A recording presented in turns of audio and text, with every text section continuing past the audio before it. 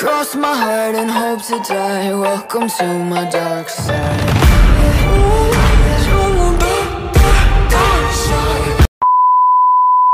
মা, মেজর জীবন আমার থেকে গুনে গুনে 12 বছরের বড়। তোমরা ওই বয়স্ক লোকটার সাথে আমার বিয়ে দেওয়ার কথা কি করে ভাবছো? তুই কি পাগল হয়ে গেছিস? হ্যাঁ, আস্তে কথা বল। কেন মা, আস্তে কথা বলার কি আছে? কারণ ওনারা ওই রুমেই আছে। তাড়াতাড়ি শাড়িটা পরে ফেলতো, আরেকটা কথাও বলবি না তুই। মা, আমি কিন্তু এবার বেশ বিরক্ত হচ্ছি। মাত্র কোচিং থেকে এসেছি আর তুমি এসব শুরু করে দিয়েছো। আর মা, মাত্র 2 মাস পরে আমার অ্যাডমিশন, আর এখন বিয়ের কথা তোলো কিভাবে তুমি? কেনতে, সমস্যা কোথায় বলতো? আরে আমাদের 7 কপালের ভাগ্য যে এত বড় একজন অফিসারের বাড়ি থেকে বিয়ের প্রস্তাব এসেছে। আর তুই তো চাইতিস না মেজর বিয়ে করতে, এখন তো তাই এনেছি। সমস্যা কোথায়? আর শোন, ছেলের বাবা বলেছে যে মেয়ে পছন্দ হলে 1 সপ্তাহের মধ্যে বউ করে নিয়ে যাবে। ছেলের হাতে বেশি ছুটি নেই। কি? সোনা গয়না সুখ শান্তির কোনো কিছুর কমতি হবে না। রাজি হয়ে যা মা, আমার ছেলেটা খুবই ভালো। আমি গেলাম, ঝটপট তৈরি হয়ে নে তো। উফ, মা তো চলে গেল। মাকে আমি এখন কি করে বোঝাবো যে বিয়েটা আমি করতে পারবো না? মা গো, তোমার মেয়ে যে মন প্রাণ সব উজাড় করে দিয়ে অসমাপ্ত চাহানির পেছনে ছুটছে, সেই তো 6 মাস আগে এসব ঘটে গেছে। যখন ফ্রেন্ডসদের সাথে ট্যুরে বান্দরবনে গিয়েছিলাম না, তখনই এসব ঘটেছে। ঘুরতে ঘুরতে হারিয়ে গিয়েছিলাম সেখানে, আর হঠাৎ বলিষ্ঠ এক শরীরে সুদর্শন ছেলে তোমার মেয়েকে বাঁচিয়ে নিয়েছিল। মা আমাকে সাহায্য করে ঠিক গন্তব্যে পৌঁছে দিয়েছিল। কি সুন্দর যুবক ছিল, আর গায়ে ছিল দেশ রক্ষার পোশাক। বুঝে গিয়েছিলাম যে তিনি কোনো মেজর হবেন।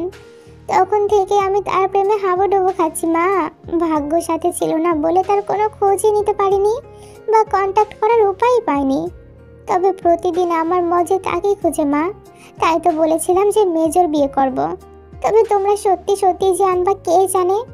আমার মেজর সাহেবের তো কোনো পরিচয় জানি না, নয়তো তাকে উঠিয়ে নিয়ে বিয়ে করতাম। ধুর, লাভ এট ফার্স্ট সাইট বলে কথা। আমি এটা কিছুতেই নষ্ট করব না। যে করে হোক মাকে বোঝাতে হবে, আর না হলে বিয়েটা যে কোনো উপায় আমার ভাঙতেই হবে। A few moments later. একটা শাড়ি পরে মাথা নিচু করে প্রবেশ করলো সামনে বসা পাত্র, পাত্রের বাবা আর তার বড় বোন।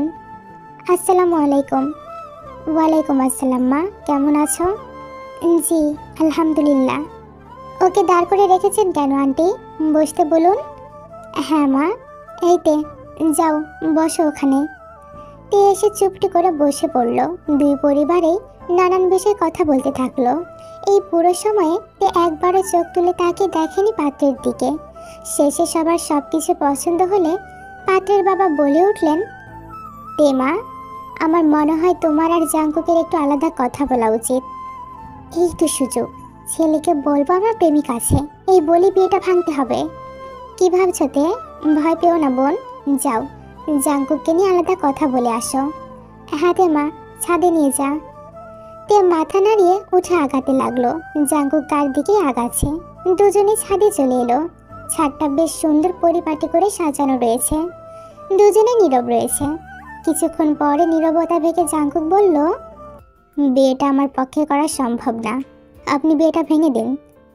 এই প্রথম পাত্রের কণ্ঠ শুনে তার চেহারার দিকে তাকালো সাথে সাথেই থমকে যায়। আরে, এই তো সেই পুরুষ যাকে সে মনে প্রাণে পছন্দ করে এসেছে এতদিন। লম্বা চওড়া সুঠাম দেহের এই পুরুষটির সাথেই তার বিয়ে? পুরুষ মানুষ এতই সুন্দর হয় নাকি? সে নিজে শ্যামলা বর্ণের, না ফর্সা না কালো। তবে এই ছেলে একদম ফর্সা, সাথে মুখে চাপদারি, আর ওই উঁচু নাকটা যেন তার সৌন্দর্য কয়েক গুণ বাড়িয়ে দিয়েছে। আমার স্বপ্নের মেজর সাহেব, ওনার সাথে আমার বিয়ে হবে? এই হ্যান্ডসাম ছেলের বয়স 30। হ্যাঁ, কেউ কি বলবে? ও হ্যালো, কি ভাবছো তুমি? আমি কি বলেছি তা বুঝতে পেরেছো তো? দেখো, বিয়েটা আমি সত্যি করতে চাই না। আমার বাবা মা চান, এক প্রকার জোর করে তারা আমাকে এখানে এনেছে। কিছুদিন আগে তোমাকে শপিং মলে বাবা দেখেছে, তুমি নাকি পথ শিশুদের সাহায্য করছিলে। বাবা তখন থেকেই ভেবে নিয়েছে যে তুমি তার বৌমা হবে। খুব পছন্দ করেছে তোমাকে। আমি ছুটি পেয়েছি আর লাফালাফি শুরু হয়ে গেছে তাদের। তবে শোনো মেয়ে, আমি মোটেও বিয়ে করতে চাই না এখন। বাসায় অনেক বলেছি, তবে কেউ শুনছে না আমার কথা। তাই তুমি গিয়ে বলবা যে তোমার আমাকে পছন্দ হয়নি, বুঝেছ? এ ছাড়ুন তো, আপনি আগে এটা বলুন, আপনি সেই আর্মিটা না, ওই যে 6 মাস আগে বান্দরবনে একটা মেয়েকে বাঁচিয়েছিলেন?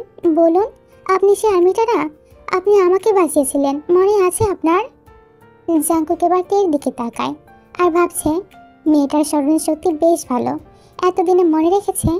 তবে জাঙ্কুকের চেহারা দেখে কিছুই বুঝতে পারছে না জাঙ্কুকের সেদিনের কথা তার মনে আছে কিনা, বা এখন দেখে তাকে পছন্দ হয়েছে কিনা ইত্যাদি। কিছু বোঝা যাচ্ছে না ওকে দেখে, চোখ মুখ বেশ শক্ত করে রাখে। হঠাৎই মনে পড়লো একটু আগে না সে বললো বিয়ে ভাঙতে। তে জিব্বায় কামড় দিয়ে ভাবলো যে না, এমন ছেলে তো কোটিতে একটা হয়, একে ছাড়া যাবে না। তবে এমন নিম গাছ মার্কা লোকের সাথে সারা জীবন থাকবে কিভাবে? পরে ভাবলো সব দিক দিয়ে তো 100তে 100 পাওয়া যাবে না, তাই না? এগিয়ে লাগবে ওর। তে হঠাৎ জাঙ্কুকের শার্টের কাঁধের অংশটা একটু টেনে নিজের কাছে নিয়ে আসলো। ঠিক তখনই জাঙ্কুক কুচকে তাকাতেই তে ফিসফিসে বলে ওঠে, আমি বিয়ে ভাঙবো না। আপনার সমস্যা হলে আপনি না করে দেন। আমি এখন নিচে গিয়ে বলবো যে মা, ছেলে 100তে 100, আমি একেই বিয়ে করব, বুঝেছেন? Like seriously, are you crazy? তাও আবার 6 মাস থেকে, সেটাও আপনার জন্য। হ্যাঁ মেয়ে শোনো, এটা মুভি না, এটা আমাদের রিয়েল লাইফ। আমার ডার্ক সাইড সম্পর্কে তোমার কোনো আইডিয়া নেই। এই দেখুন, আপনি অনেক বড় অফিসার তা আমি জানি, তবে সব সময় আপনার এইসব অফিসারগিরি আমার সামনে দেখাতে আসবেন না, সেসব আপনার টিমে দেখাবেন। হবু বউকে কেউ এভাবে বলে না মেজর সাহেব। জেনে শুনে ধ্বংসের পথে পা বাড়াচ্ছ। Okay fine, welcome to my dark side. আজ আছে আমি, কাল নাও থাকতে পারি। অল্প বয়সে বিধবা হতে চাইলে বিয়েতে বসে যে বসে থেকো। তবে হ্যাঁ, আরও একবার ভাবতে পারো। আমার প্রফেশনে, আমার দেশ, আমার কাজ আমার কাছে সবার আগে। মাইন্ডেড।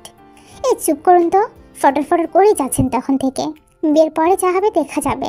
আসছে আমাকে বিয়ে না করতে বিধবার ভয় দেখাতে। জাঙ্কুক এবার বেশ বিরক্ত হলো। মেয়েটা নিজেও জানে না যে সে কত বড় হিংস্র জন্তুদের গুহায় পা বাড়াচ্ছে। তবে এই মেয়েকে বুঝেও লাভ হবে বলে ওর মনে হচ্ছে না। এদিকেতে খুশি মনে নাচতে নাচতে নিচে যেতে থাকে। কেউ নিজের বিয়েতে যে এত খুশি হয় এই মেয়েকে না দেখলে জাঙ্কুক বুঝতোই না। একটা হালকা গোলাপি রঙের শাড়ি পরেছে তে, কুচিগুলো ধরে লাফিয়ে লাফিয়ে সিঁড়ি বয়ে নিচে নামছে তে। লম্বা সিল্কি চুলগুলো বাতাসে উড়ছে। জাঙ্কুক দ্রুত চোখ সরিয়ে নিল। পেছন পেছন নামতে নামতে নিজেকে বলে, মায়া পড়া যাবে না জাঙ্কুক, মায়া পড়া যাবে না, no way. The next day. উফ, অফিসে প্রচুর লেট হচ্ছে। গাড়িটা আজকেই নষ্ট হতে হলো। হ্যাঁ, অনেক কষ্টে বাসটা পেলাম, তবে কোনো সিট নেই। ধুর। বিড়বিড় করতে করতে বাসের ভেতরে যাচ্ছে জিমিন। তবে হঠাৎ নজর গেল একদম পেছন হতে 2 সারির সামনে একটা সিট ফাঁকা আছে। তবে পাশে একটা ছেলে বসা। শ্যামলা গায়ের রঙের ছেলেটির গায়ে গাঢ় নীল রঙের শার্টটা বেশ বাজে দেখাচ্ছে। শ্যামলা হয়ে যে এই রঙটা পরেছে এর জন্য নয়, ঘেমে বেচারা একাকার হয়ে গেছে। তার উপর আবার আরামসে সিগারেট টানছে। শার্টের কয়েকটা বোতামও খোলা, চুলগুলো বেশ এলোমেলো, কেমন একটা বখাটে বখাটে দেখাচ্ছে। এই যে শুনছেন, একটু ভেতরে যান প্লিজ, আমি বসবো। তো আমাকে কেন বলছেন? আপনি ভেতরে যান। বলে সুগা উঠে বাহিরে আসে। জিমিনের কাছে ছেলেটাকে বেশ অভদ্র মনে হয়। মেয়ে মানুষ দেখেও নিজের সিট ছাড়তে চাইছে না।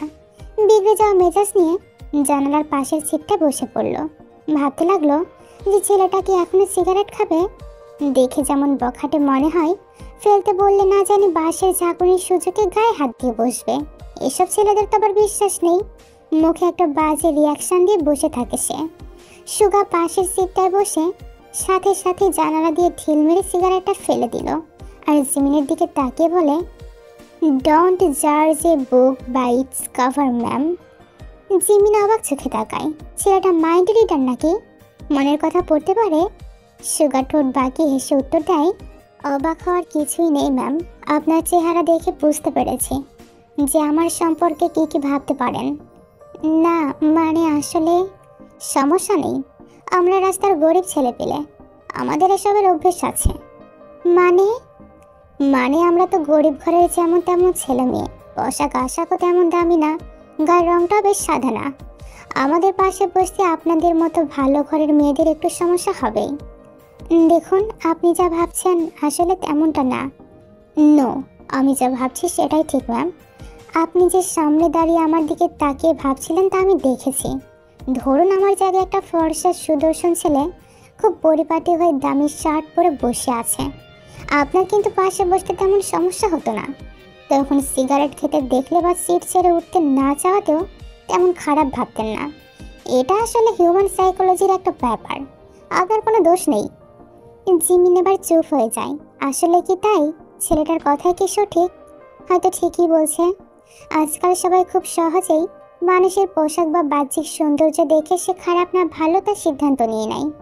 জিমিনও হয়তো এমন কিছু করে ফেলেছে। সে নিজের কৃতকর্মের লজ্জা পেয়ে বলল, সরি। সরি বলার দরকার নেই ম্যাম। আমি আপনাকে ভেতরের সিটে বসতে বলেছি কারণ একটু পরে বাসে ভিড় বাড়বে। তখন দাঁড়িয়ে থাকার অজুহাতে অনেকে হয়তো আপনাকে স্পর্শও করবে। সেটা মনে হয় ঠিক হতো না, এই জন্যই। জি, বুঝতে পেরেছি। ধন্যবাদ। আর বারবার ম্যাম ডাকার প্রয়োজন নেই। আমার নাম পার্ক জিমিন।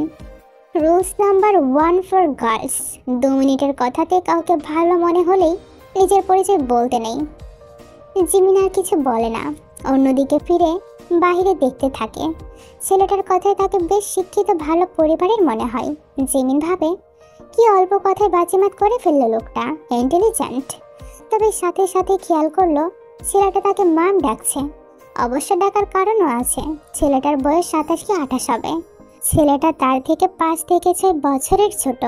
সেসব ভাবতেই জিমিন একটা তাচ্ছিল্যর হাসি দিল। চেহারার হালকা ভাঁজ আর চোখের নিচের কালো দাগটা তার স্পষ্ট।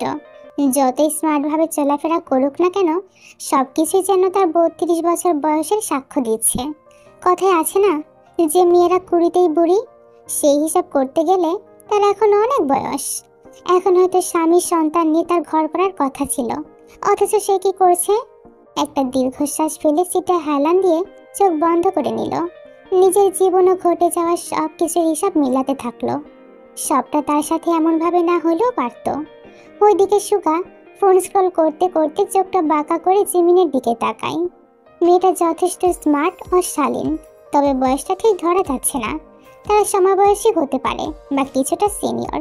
20 বছরের যুবতী তো আর নয়। পর মুহূর্তেই ভাবে, হু কেয়ার্স। অপরদিকে শপিং এ এসেছে জাংকুকের পরিবার এবং তের পরিবার। জাংকুক এবং তেও আছে সাথে। মন মতো সবাই শপিং করছে, আর বেচারা ব্যাগ ধরে আছে। ভাবতে অবাক লাগে, তার একটা থ্রেড শুনে বড় বড় সন্ত্রাসীদের অবস্থা খারাপ হয়ে যায়। তার পুরো আর্মি ক্যাম্পে যথেষ্ট সুনাম আছে তার, সবাই তাকে কত সম্মানও করে।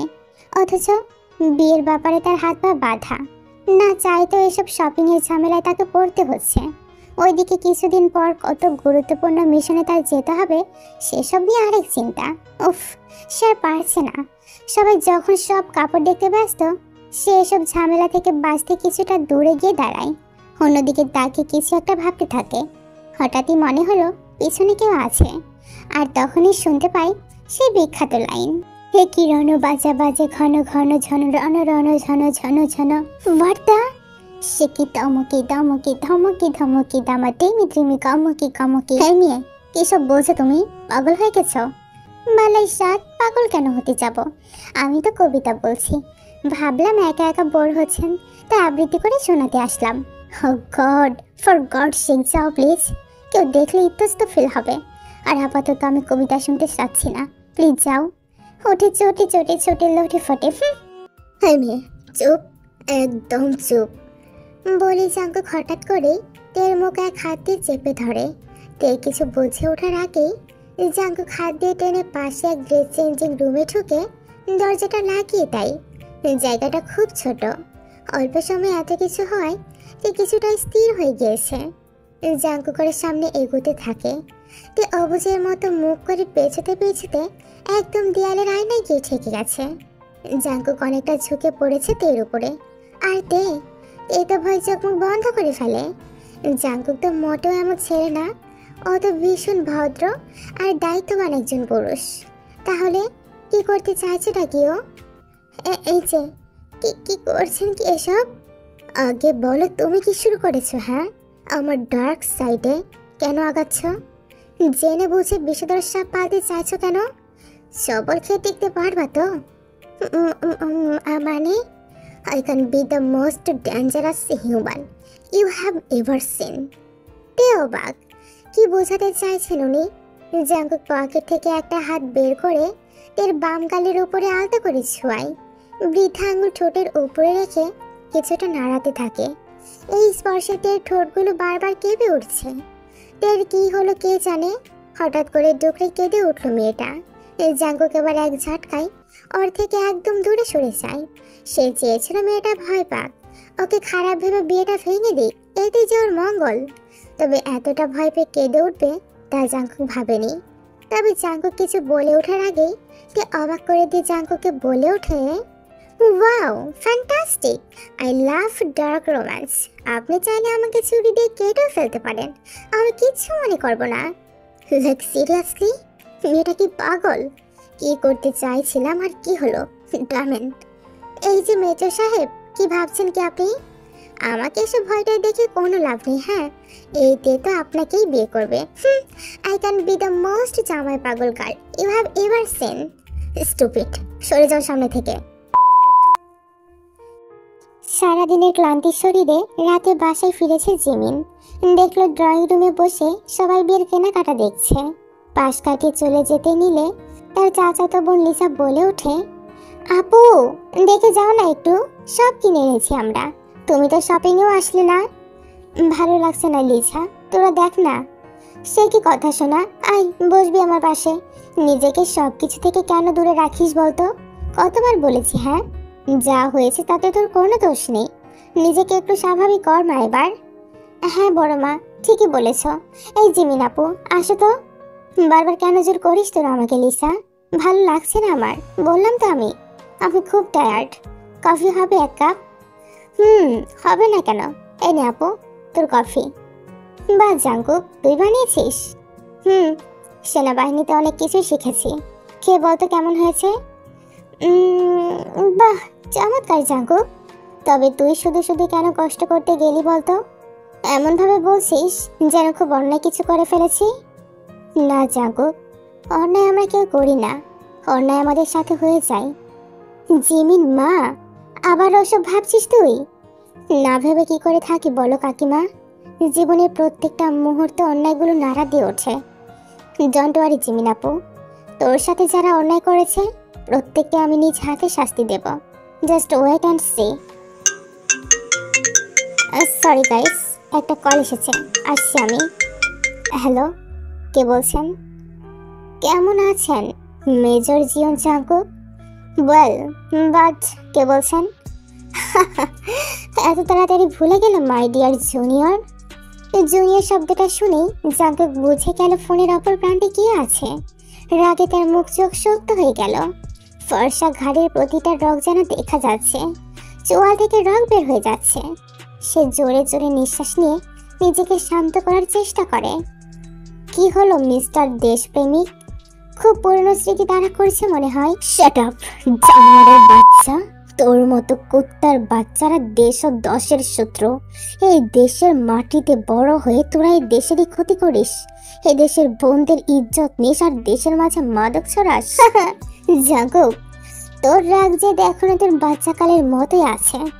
শুনলাম বিয়ে করতে যাচ্ছিস, একটু সাবধানে রাখিস তোর বউকে বিয়ের পরে, না জানি আবার তোর বোনের মতো। চুপ, একদম চুপ। আর একটা কথা বললে আমি এক্ষুনি তোর আড্ডাখানায় এসে তোকে জানে মেরে মাটিতে পুঁতে ফেলবো। আমাকে আর কত হাসাবি বলতে জাঙ্কুক? পুরোনো সব কিছু ভুলে গেলি নাকি রে তুই? তুই ছোট থেকে একটু বেশি দেশের প্রতি টান দেখাস, যার ফল তো তোর বোন। কই, আর একটা কথা বললে তোর জিভ আমি টেনে ছিঁড়ে ফেলবো। তাই হাসতে হাসতে এবার কলটা কেটে দেয়। জাঙ্কুক নিজের রাগকে কন্ট্রোল করতে না পেরে গাড়ির কাচের উপরে সজোরে একটা ঘুষি মারে। কাঁচ ভেঙে হাতের নানা জায়গায় ঢুকে যায়। টপ টপ করে রক্তের ফোঁটা বেয়ে বেয়ে পড়তে থাকে। কোনোভাবে নিজেকে সামলে সবার চোখ ফাঁকি দিয়ে দোতলায় নিজের রুমে চলে যায় জাঙ্কুক। ফোনের গ্যালারি থেকে একজনের ছবি বের করে বলতে থাকে, ড্যামিট, বলেছিলাম মেয়ে আমার থেকে দূরে থাকলে না তো প্রেমের দহনে নিজেও পড়বে আর আমাকেও পড়িয়ে ছাই করে দেবে। বলে জাঙ্কুক ভাবতে লাগলো খুব দ্রুত মিশনটার প্রস্তুতি নিতে হবে তার। আর তা সফলও করতে হবে। ল্যাপটপটা হাতে নিয়ে দ্রুত হেড অফিসে একটা মেইল পাঠালো। সে তার ছুটি আরও 2 দিন কমিয়ে ফেলতে চাচ্ছে। বিয়ের পর দিনই সার্মি ক্যাম্পে ব্যাক করবে। আর যেহেতু উপায় নেই, ওখান থেকে লোক দিয়েই নজর রাখতে হবে নিজের বাড়ির উপরে। সবার উপরে নজর রাখবে সে। উফ, একসাথে এতজনের জীবন সামলাতে গিয়ে হিমশিম খেতে হচ্ছে ছেলেটাকে। অজু করে নামাজের পার্টিতে বসে পড়ল জাঙ্কুক। রবের কাছে দুর্বলতা প্রকাশ করাই চাই। 2 হাতে আল্লাহর পানে মেলে চাইতে লাগলো সব কিছু, যেন তার মনোবল আরও শক্ত হয়। পাপীদের প্রাপ্য শাস্তিটুকু যেন সে দিতে পারে। ফুলের সুবাসে পুরো রুমটা মোমো করছে। খাটের উপর লাল সাদা ফুলের পাপড়ি দিয়ে খুব সুন্দর করে সাজানো হয়েছে। রুমের লাইটটা অফ, তবে তাতে কি ছোট ছোট মোমবাতি চারিদিকে ছড়িয়ে ছিটিয়ে আছে। আর তার আলোয় যেন আরো বেশ আবেদনময় লাগছে খাটে বসা তরুণী মেয়েটাকে। তে চুপি সারে এবার উঠে গিয়ে নাগিস থেকে ফোনটা বের করে। কি সুন্দর করে সাজিয়েছে জাঙ্কুকের কাজিনেরা এই রুমটাকে। তবে জাঙ্কুক আসছে না কেন? কত ছবি তোলা বাকি আছে তের। বিয়েটা চোখের পলকে কত তাড়াতাড়ি না হয়ে গেল, তাই না? দুপুরে 3 কবুল বলে আজীবনের জন্য এই লোকটার হয়ে গিয়েছে তে। আজ বিকেলে এই বাড়িতে এসেছে তে। প্রথমে ভেবেছিল সবাই না জানি কেমন হবে, হিন্দি সিরিয়ালের মতো কোনো কুটনি শাশুড়ি না জানি কপালে আছে। তবে সবাই এত ভালো হবে সেটা কল্পনার অনেকটা বাইরে ছিল তের। সবাই কত ভালো, আর সব কাজিনদের মাঝে এত ভালো সম্পর্ক যে বলার বাহিরে। তবে তের কাছে সবচেয়ে ভালো হলো তার শ্বশুর মশাই, কারণ তিনি ছাড়া যে বিয়েটা হতোই না। তের ভাবনার মাঝে দরজায় আওয়াজ আসে। বাইরে চেঁচামেচি হচ্ছে খুব। সবাই জাঙ্কুকে আটকে রেখেছে টাকার জন্য। ভাইয়া, তুমি 20,000 দিবা কিনা বলো, নয়তো তোমার বউয়ের সাথে ঘুমানো হবে না আজকে। হ্যাঁ হ্যাঁ, দিতেই হবে। প্লিজ ভাইয়া, দাও না, প্লিজ প্লিজ দাও। আমি কি একবারও বলেছি যে আমি দেব না? এই নে। উফ জাঙ্কুক, তুইও না সব সময় ঝাড়ি দিতে হয় হাতর। ওরা তো মজা করছে, তুই সবসময় এত বিরক্ত কেন বলতো? উফ আপু, তুইও এদের দলে? তুই তো জানিস আপু যে আমার এত হয়েছে পছন্দ না।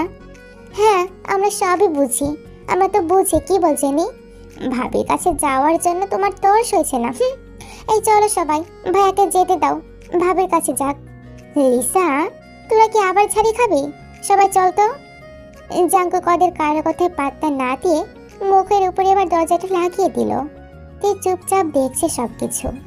বাইর হতে চেনি আবারও চেঁচিয়ে বলে উঠল, ভাইয়া ঘুম থেকে জেগে আমাদের আরো কিছু বকশিস দিও কিন্তু। এত খুশি তুমি, সেই হিসেবে তো আরো কিছু পাই। সবাই এবার অট্ট হাসিতে ফেটে পড়ল। এদিকে নিজের জাঙ্কুকের মা সবাইকে ডাকছে। ছেলে মেয়ে দুটোকে এখন একটু একা ছেড়ে দেওয়া উচিত। A few moments later. রাতের আকাশটাও আজকে ঝলমল তারার আলো এক অন্যান্য সাজে সজ্জিত হয়েছে। এ যেন প্রকৃত এদের একাগ্রতার সাক্ষ্য দিচ্ছে। জাঙ্কুকের শেরওয়ানির কয়েকটা বোতাম খোলা, যা দেখতে বেশ আকর্ষণীয় লাগছে। হা করে তাকিয়ে আছে, এই ছেলেটা এত সুন্দর কেন? হ্যাঁ, জাঙ্কুক খেয়াল করেছে ঠিকই, কিন্তু কিচ্ছু বলল না। ড্রয়ার থেকে একটা গেঞ্জি বের করে শেরওয়ানি যেই খুলতে যাবে অমনি সময়তে হু হু করে কেঁদে উঠল। আরে কি হয়েছে? কাঁদছো কেন তুমি? কাঁদছো কেন তে? মেয়ে, ফর গড সেক প্লিজ কান্না থামাও। নিচে আওয়াজ গেলে সবাই খারাপ ভাববে। ভাবলে ভাবো, আমার মনের আশা পূরণ না করলে আমি এভাবে চিল্লাবো? আচ্ছা আচ্ছা বলো, কি সমস্যা তোমার? আমি দেখছি। আপনি শেরওয়ানি কেন খুলতে যাচ্ছেন? লাইক সিরিয়াসলি, এই কেমন প্রশ্ন তোমার? তো আমি এখন কি করব? তোমার শাড়ি খুলবো? খুলি? নিজের বলা কথা নিজের কানে আসতেই নিজেই লজ্জা পেয়ে গেল জাঙ্কুক। না জানি মেয়েটা এখন কত জোরে চিৎকার দিবে। তবে তে হয়তো কান্নার তালে কথাটা ভালো করে শুনতে পায়নি। সে নিজের ফোন বের করে জাঙ্কুকের হাতে ধরিয়ে দিল আর মুখ ফুলিয়ে বলতে লাগলো, জানেন সব মেয়েদের শখ থাকে বাসর ঘরে ফুলের মাঝে বসে সুন্দর সুন্দর ছবি তোলার, জামাকে নিয়ে কাপড় পিক তোলার, কিন্তু আপনি ছবি না তুলে জামা পাল্টে ফেলছিলেন। সিরিয়াসলি? লাইক তুমি এই জন্য এভাবে মরা কান্না করছিলে? তা নয় তো আর কি। ও গড, আর আমি ভাবছিলাম যে তুমি ভয় পাচ্ছ। কি ভয় কেন পেতে যাব? তের বোকা প্রশ্নের কোনো উত্তর নেই জাঙ্কুকের কাছে। মেয়েটা আসলে চিল্লায় বেশি, বোঝে কম। যেসব মেয়েরা খুব চঞ্চল ওরা আসলে কিছু বোঝে না। চুপচাপ প্রকৃতির মেয়েরা সেই তুলনায় অনেক চতুর হয়। কথায় আছে না, খালি কলস বাজে বেশি, ঠিক তেমন। নাও শুরু করো। কি শুরু করব? আরে বোকা, পোজ নিতে বলেছি, আমি বিভিন্ন অ্যাঙ্গেলে তুলে দিচ্ছি। তে এবার তাড়াতাড়ি চোখের জলটা মুছে মাথায় ওড়না আর শাড়িটা ঠিক করে নেয়। ওইসব ছবি আইডিতে ছাড়তে হবে তার। সে নানান স্টাইলে খাটের ফুলগুলোনের ছবি তুলতে লাগলো। কখনো কখনো টেবিলের মোমবাতি হাতে নিয়েও স্টাইল করতে থাকে। জাঙ্কুকও খুব মনোযোগ দিয়ে ফটোগ্রাফারদের মতো করে ছবি তুলে দিচ্ছে আর মনে মনে ভাবছে, হে মাবুদ, মেজর জাঙ্কুকের মতো প্রতিটা বিবাহিত পুরুষকে ধৈর্যের জন্য পুরস্কৃত করা উচিত। এই দিন দেখার জন্য আর্মি ট্রেনিংয়ে গিয়েছিলাম আমি। হ্যাঁ, না না জাঙ্কুক, কাম অন, এটা হয়তো হোমওয়ার্ক। এই যে কি ভাবছেন বলুন তো? দেখি দেখি ছবিটা কেমন হয়েছে। ওয়াও, কি সুন্দর! এই জানেন, আমার বান্ধবীদের বয়ফ্রেন্ড যখন ওদের ছবি তুলে দিত না, তখন আমি ভাবতাম যে কবে আমার একটা পার্সোনাল ফটোগ্রাফার হবে। প্রতিটা মেয়েরই একজন পার্সোনাল ফটোগ্রাফার থাকা লাগে। এরপর আর কিছু না বলে তে জাঙ্কুকের শেরওয়ানি ধরে টান মেরে একদম কাছে নিয়ে আসলো। ইচ্ছে মতো সেলফি নিচ্ছে তে। এতটা কাছে এসে জাঙ্কুক অবাক নয়নে তের দিকে তাকিয়ে আছে। মেয়েটা আসলে খুব কিউট। এই শুনুন, আমাকে দেখা হলে কাঁধে হাত দিয়ে ক্যামেরার দিকে তাকান তো। এক পজিশনে বারবার ভালো লাগে না, চলুন পজিশনটা চেঞ্জ করি। তের কথায় তাড়াতাড়ি চোখ সরিয়ে নেয় জাঙ্কুক। ছবি তোলা শেষ হলে তে আয়নার সামনে গিয়ে চেয়ার টেনে বসে পড়ে। শুনছেন, একটু হেল্প করুন তো আমাকে। আমার মাথায় না হাজার হাজার ক্লিপ জুয়েলারি, এসব খুলতে পারছি না, পুরো মাথাটা ব্যথা করছে। আমি করে দেব? তা নয় তো কে, আসুন বলছি। জাঙ্কুক আর করবে কি, কাছে এসে এক এক করে সব খুলতে থাকে। মেয়েটার মাথাটা আসলে ব্যথা হয়ে যাওয়ারই কথা। চিকন চিকন কত ক্লিপ দিয়ে আটকানো। সব শেষ করে চেইনার শাড়ির পিন খুলতে যাবে, তখনই তে হঠাৎ করে দাঁড়িয়ে যায়। কি হলো? বাকিটা আমি ওয়াশরুমে একাই করতে পারবো। কথাটা বলেই ড্রয়ার থেকে একটা নর্মাল সুতির শাড়ি বের করে তে বাথরুমে চলে যায়। জাঙ্কুক হেসে বলে, পাগলি। ঠিক তখনই ওর ফোনে একটা নোটিফিকেশন আসে। আওয়াজ পেয়ে চেক করতেই তার মুখটা মলিন হয়ে যায়। কাল বিকেলের মধ্যে ফিরতে হবে। জাঙ্কুক চুপ করে বিছানায় গিয়ে শুয়ে পড়ে। তে ওয়াশরুম থেকে বের হয়ে এসে দেখলো জাঙ্কুক শুয়ে আছে।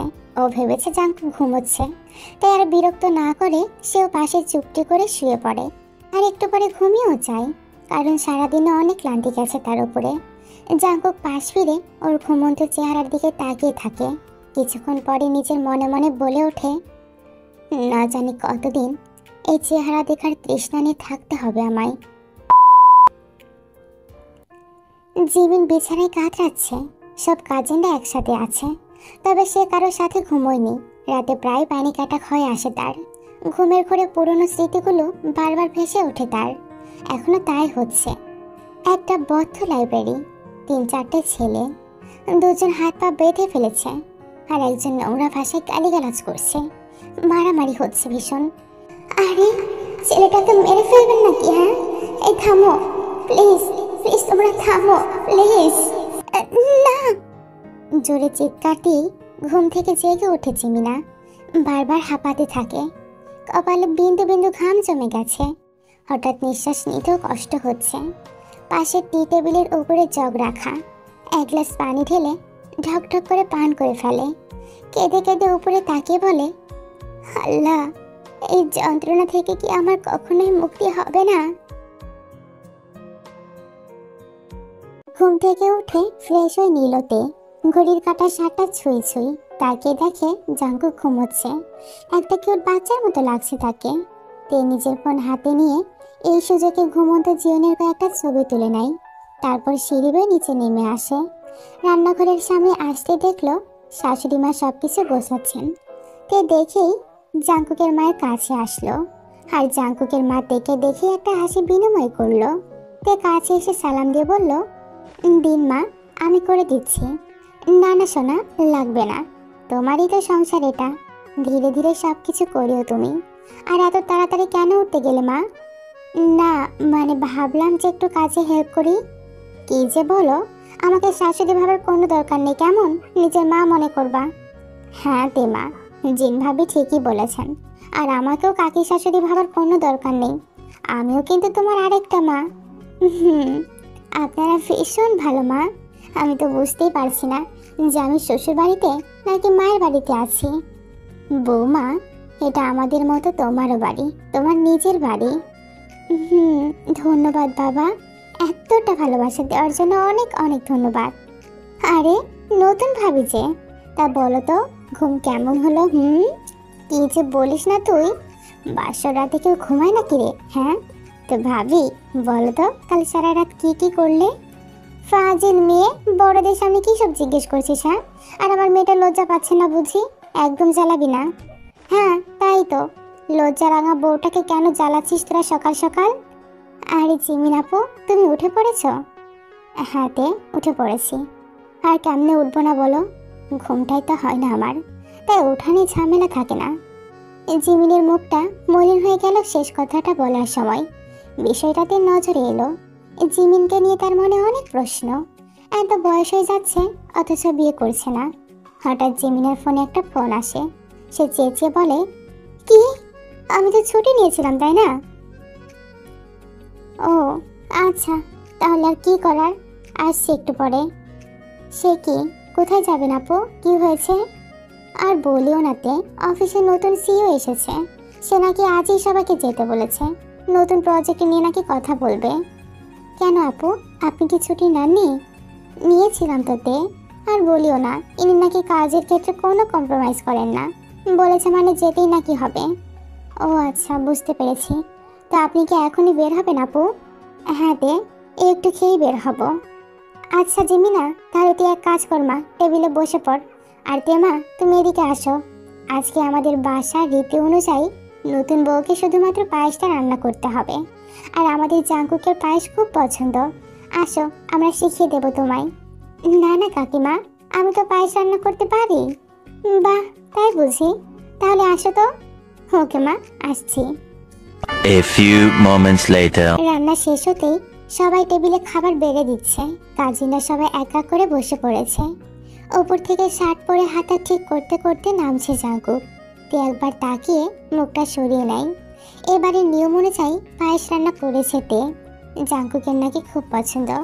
মনে মনে একটা কথাই ভাবছেন যে ওর জাঙ্কুকের ভালো লাগবে তো, আর জাঙ্কুকের ভালো লাগার পরে একটু প্রশংসা করবে তো।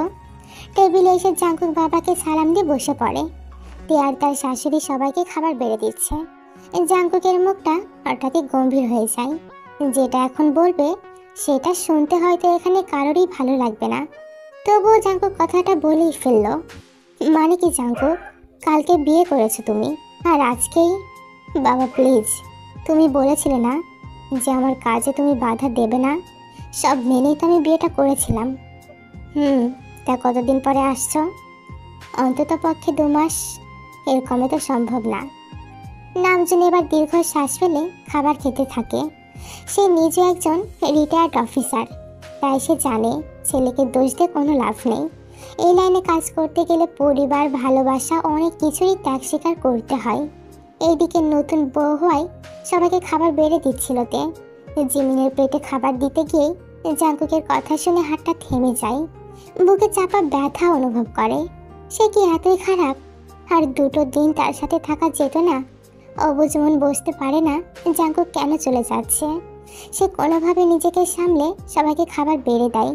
বিষয়টা অবশ্য জিমিনের চোখ এড়াতে পারেনি, তবে তার কিছু করার ছিল না। ওইদিকে অফিসে যাওয়ার জন্য সে তাড়াতাড়ি বেরিয়ে পড়ে। তেও সবাইকে খাবার দিয়েই উপরে চলে যায়।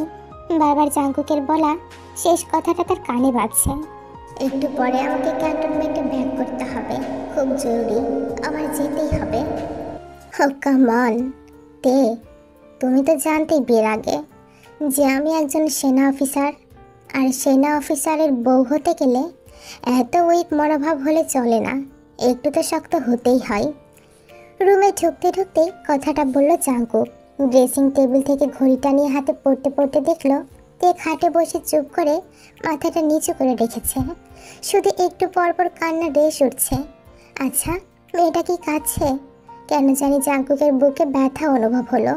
নিজেকে আর কতটা আটকে রাখবে সে। তের পাশে গিয়ে বসে পড়ল। তার ছোট নরম হাতটার উপরে হাত রাখতে গিয়েও রাখতে পারল না। একটা দীর্ঘশ্বাস পেলে বলে উঠল, তে প্লিজ কান্না থামাও। এত কান্নার তো কিচ্ছু নেই, তাই না? মাত্র 2 মাসই তো। তের হঠাৎ কি হলো কে জানে, জাঙ্কুকের দিকে ঘুরে 2 হাত দিয়ে কলার টেনে রাগি চোখে ওর দিকে তাকায়। আর জাঙ্কুক তো ভাবছে যে এই মেয়েটা এত সাহস দেখাচ্ছে কিভাবে। মেজর জাঙ্কুকে কলার ধরে শাসাচ্ছে। পরক্ষণে খেয়াল করলো ও তো তার একমাত্র বউ, এই অধিকারটা তোর অবশ্যই আছে। মেয়েটার চোখে অল্প সময়ে কেঁদে কেঁদে একদম লাল হয়ে গিয়েছে। নাকের ডগাটায় যেন কেউ লাল রং করে দিয়েছে। মেয়ে মানুষ কাঁদলে বুঝিয়ে এত সুন্দর লাগে, তবে নিজের অনুভূতিকে কি করে নিয়ন্ত্রণ করতে হয় সেটা জাঙ্কুক জানে। হুঁশ ফিরেতে কাঁদো কাঁদো কথাই, আচ্ছা আমি কি খুব খারাপ? কি হলো বলুন, চুপ করে কেন আপনি? আমি কি খুব খারাপ? আর এতটাই খারাপ যে কয়েকটা দিন এক ছাদের নিচে থাকা যায় না? তুমি একটু বেশি ভাবছো তে। আমাকে ডিস্টার্ব করো না তো এখন। ব্যাগ গুছিয়ে বেরিয়ে যেতে হবে। কথাটা বলে জাঙ্কুক উঠে যায়। আলমারি থেকে কাপড় বের করে লাগেজে ভরে গোছাতে থাকে। মেয়েটাকে সে কিভাবে বোঝাবে তার দূরে থাকার কারণ? এখন তো জাঙ্কুকে তার পুরো ধ্যান জ্ঞান জুড়ে তার মিশনের চিন্তা রাখতে হবে। তে এমন এক মেয়ে যার মাঝে একবার ডুবলে আর বেরিয়ে আসা সম্ভব না। ও যে খুব নাজুক। প্রথম আঘাতটা ওর উপরে করতে চাইবে সবাই। একবার নিজের চোখের সামনে হওয়া অন্যায়ের প্রতিবাদে জাঙ্কুক ব্যর্থ হয়েছে। দ্বিতীয়বার এই ভুল আর করা যাবে না। এক ভুলের মাসুর পুরো পরিবার প্রায় 12টা বছর ধরে সহ্য করছে। আবার যে সহ্য করার ক্ষমতা কারণ নেই। জাঙ্কুক দ্রুত ব্যাগ গুছিয়ে নিচে বেরিয়ে যায়। তাকে নেওয়ার জন্য গাড়িও এসে পড়েছে। সব কিছু রেডি। রুম থেকে বের হওয়ার সময় একবারও ফিরে তাকায় না তের দিকে। নিচে গিয়ে সবাই থেকে বিদায় নিয়ে গাড়িতে উঠে বসে। যাওয়ার সময় হয়ে গিয়েছে। মা একটু আগে বকাবকি করে এখন থেমেছে। বিয়ের পর দিনই কেউ কাজে যায়? তবে জাঙ্কুকে বোঝানোর কোনো ওয়ে নেই। গাড়িটা স্টার্ট দেওয়ার আগেই একবার নিজের রুমের জানলার দিকে তাকালো জাঙ্কুক। সাথে সাথে কেউ একজন পর্দার আড়ালে নিজেকে আড়াল করে নেয়। এটা যে তার বউ সেটা জাঙ্কুক জানে।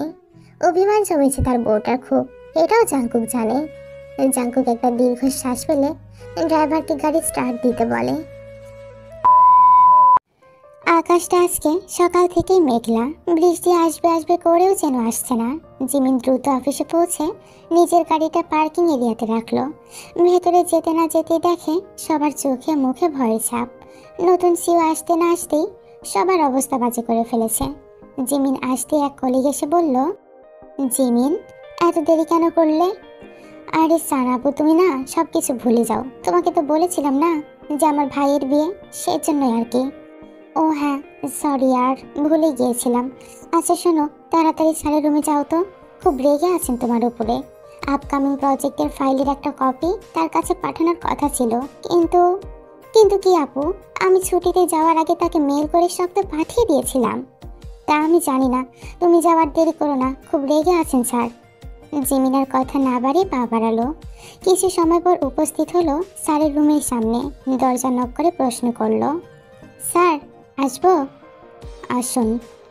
জিমিন এবার ভেতরে আসে। এখন আপাতত রুমে কেউ নেই, সবাই বকা খেয়ে চলে গিয়েছে হয়তো। এবার তার পালা। নতুন সিও চেয়ারে হেলান দিয়ে ল্যাপটপ চেক করতে লাগলো। জিমিন ওকে দেখেই অবাক। এটা তো সেই ছেলে, তবে আজকে অনেক ভিন্ন লাগছে। দামি শার্ট, দামি ব্লেজার, অনেকটা গোছানো। এ কি আপনি? আমি নতুন সিও। আমার বিষয়ে জানেন না? উনি কিভাবে সিও হতে পারে? আর যদি হয়েও থাকে তাহলে ওই দিন ওভাবে বাসে কেন ছিল? এমন একটা ভাব নিচ্ছিল ওই দিন যেন দুনিয়ার সর্বশ্রেষ্ঠ গরিব ছিলেন তিনি। আর তিনি কি আমাদের দেখা হওয়ার কথাটা ভুলে গিয়েছেন? মিস জেমিন, একটু জোরে বললে ভালো হতো। আমি কিছু জিজ্ঞেস করেছি আপনায়। জি জি জি স্যার। নতুন ফাইলটার কপি পাঠানোর কথা ছিল না? কার দায়িত্ব ছিল সেটা? স্যার আমার। পাঠিয়েছেন? জি স্যার, মেল করে পাঠিয়েছিলাম তো। সুগা এবার জিমিনের দিকে তাকিয়ে পা থেকে মাথা অবধি একবার পরখ করে নিল। বেশ পরিপাটি শালীন মেয়েটা। প্রথম দেখায় কেউ ধরতেই পারবে না তার বয়স এত। নিজেকে খুব গুছিয়ে রেখেছে। সুগা তার সিভি চেক করে জেনেছে কিছুটা, আর বাকি তথ্য পেয়েছে সব অফিসের পুরনো কিছু স্টাফদের কাছ থেকে। সবার সব তথ্য নেওয়ার সময় জিমিনের নামটা শুনতেই বাসের কথা তার মনে পড়ে গিয়েছিল। তখন থেকে মেয়েটাকে দেখার জন্য সে কিউরিয়াস। ফাইনালি পেরেছে দেখা করতে। বড়লোক ফ্যামিলির মেয়ে সে, চাকরি না করলেও পারে, তবে কেন করে সেটাই সে জানে না। হয়তো ইন্ডিপেন্ডেন্ট হওয়ার নেশায়। এই নেশায় আজকাল অনেক মেয়েরাই বিয়ের বয়স পার করে ফেলে। তবে জিমিনাকে তেমন মনে হচ্ছে না। অনেক তথ্যই কম সময় তার ব্যাপারে জেনে গেছে। আরও জানতে ইচ্ছে করছে তার। হঠাৎ করে মেয়েটার উপরে এত ইন্টারেস্ট কেন আসলো সুগার সে নিজেও জানে না। তবে কিছু তো আছে মেয়েটার মাঝে। হয়তো চোখ দুটো বেশ মায়াবী জিমিনার, টানা টানা একদম। প্রথম দেখা অ্যাট্রাক্ট করতে পারবে এমন। সুগার ধ্যান ভাঙে জিমিনের কথায়। স্যার, আমি কি চলে যাব? তবে যাওয়ার আগে এক কাপ কফি বানিয়ে দিন তো। কি? কোনো সমস্যা আছে? কফি মেশিন তো পাশেই দেখছি, গ্লাসে ঢেলে দিতে পারবেন না? না মানে হ্যাঁ স্যার, পারবো, দিচ্ছি। জিমি মনে মনে বেশ বিরক্ত হয়, তবে প্রকাশ করে না। সুগার অবস্থা দেখে হাসে। মেয়েটা একটু বেশি শান্ত, তবে ভেতরে ভেতরে এখনো বাচ্চামো একটা ভাব আছে। কোনো কারণবশত সেটাকে বের হতে দেয় না। মুখে কেমন মলিন একটা হাসি থাকে। জিমিন কফি রেডি করে দিয়ে চলে যায়। সুগা মুচকি হেসে এক চুমুক দিয়েই কাউকে একটা কল দিয়ে বলে ওঠে, একটা মেয়ের ছবি দিচ্ছে, কালকের মধ্যে সব তথ্য বের করে রেডি করবে, কুইক।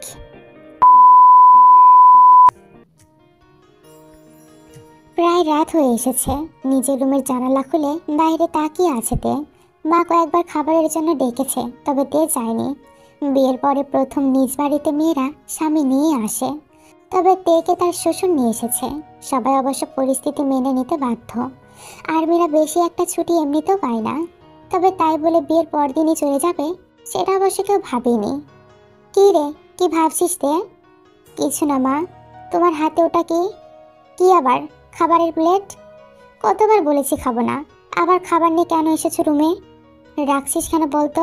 বিয়েতে কি তুই সুখী নস তে মা? ও বাড়িতে কেউ কি ভালো না? বালাই সাত, কি বলো মা? অন্যরা তোমার থেকেও ভালো। আমার শ্বশুর শাশুড়ির নামে কিচ্ছু বলবে না বলে দিলাম। দেখো মেয়ের কাণ্ড। আচ্ছা বলতো তেমা, তোর সমস্যাটা কোথায় তাহলে? জামাই বাবা কি ভালো না? আমরা আর একটু খোঁজখবর নিতাম, তবে তুই ছেলেটাকে এক দেখাতে এত পছন্দ করে বসেছিলি যে আর সুযোগই দিলি না। প্রথম নিজেই নাড়াচ্ছিলি। যেদিনই ছেলেটাকে দেখেছিস ওই দিন থেকে কি যে লাফালাফি ছিল তোর। তা আবার থাকবে না? তোমার অমন হ্যান্ডসাম ছেলের সাথে বিয়ে হলে নিজেও লাফাতাম। মা ফাজিল মেয়ে। এই, তোর বাবা কি কম হ্যান্ডসাম নাকি রে? না, তবে হ্যাঁ, আমার জামাইয়ের কাছে তোমার জামাই কিছুই না মা। আমার বরটা সেরা, বুঝলে? দুষ্টু মেয়ে। তার সব যখন ঠিকঠাকই আছে, তাহলে মুখটা এমন গোমরা করে রেখেছিস কেন? এমনি মা, যাওয়ার পরে উনি একটাও কল করেননি। ও আচ্ছা, এই কাহিনী তাহলে। হ্যাঁ এ মা, ছেলেটা তো একটু ব্যস্ত, বুঝতে হবে না তোর বলতো? আর এটুকুতেই তুই মহিলা দেবদাস হয়ে গেলি? হ্যাঁ, শরৎচন্দ্র বেঁচে নেই, থাকলে তো তোর মতো সেনাবাহিনী বৌদের নিয়ে একটা উপন্যাস লিখত আর নাম দিত দি মহিলা দেবদাস। তে এবার বেশ বিরক্ত নিয়ে রোজের দিকে তাকায়। তারপরে হাতে থাকা প্লেটের খাবারের দিকে নজর পড়ে, আর তখনই যেন পেটের ইঁদুরগুলো দৌড় শুরু করে। আজকে দুপুর থেকে না খাওয়া সে, তবে জাঙ্কু কি খেয়েছে এই চিন্তার কিছুই মুখে দেয় না। ঠিক তখনই আননোন নাম্বার থেকে একটা মেসেজ আসে। নোটিফিকেশনটা দেখেই বুঝতে অসুবিধা হয় না যে কে সে। মনটা একটু হলেও ভালো হয়। মেসেজটা এবার দিয়ে পড়তে থাকে। জাঙ্কুক লিখে পাঠিয়েছে, শুনেছি দুপুরে কিছু না খেয়ে বের হয়ে গেছো, এখন কিছু খেয়ে নাও তো তাড়াতাড়ি, আর খেয়ে মেসেজ দাও। সমস্যা কি তোমার বলো তো? একে তো কান্না করা মুখ দেখে বের হয়েছি, কোনো কিছুতেই মন বসছে না আমার। 2 মাস কি করে থাকবো আমি? কষ্ট কি শুধু তোমার একা হয়তে? আমার হয় না? দরকারি কাজ ছিল দেখেই তো এসেছি। কাল বিকেলে কল দিব, আর যখনই সময় পাবো তখন ডেইলি কল করব। কথা বলবে ফোনে, হ্যাঁ? তাহলে মনটা একটু হালকা লাগবে। আজ এসে অনেক কিছু সামলাতে হয়েছে, তাই কল দিতে পারিনি। আর কল দিলে তো শেষ হতো না কথা।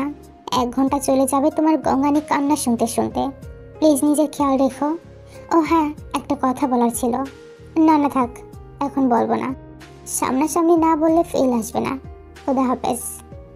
তে যে মেসেজটা পড়ে কি খুশি হলো, আজ আর বার এসএমএসটা পড়তে থাকলো। কি বলতে চেয়েছিল সেটাও একটু ভাবে। তবে বেশি একটা ভাবার আর সময় পায় না। খিদে পেটটা যেন জ্বলছে এবার তার, তাই ঠিক করলো এবার সে খেয়ে নেবে, কারণ জাঙ্কুকের মেসেজ তো সে পেয়ে গেছে।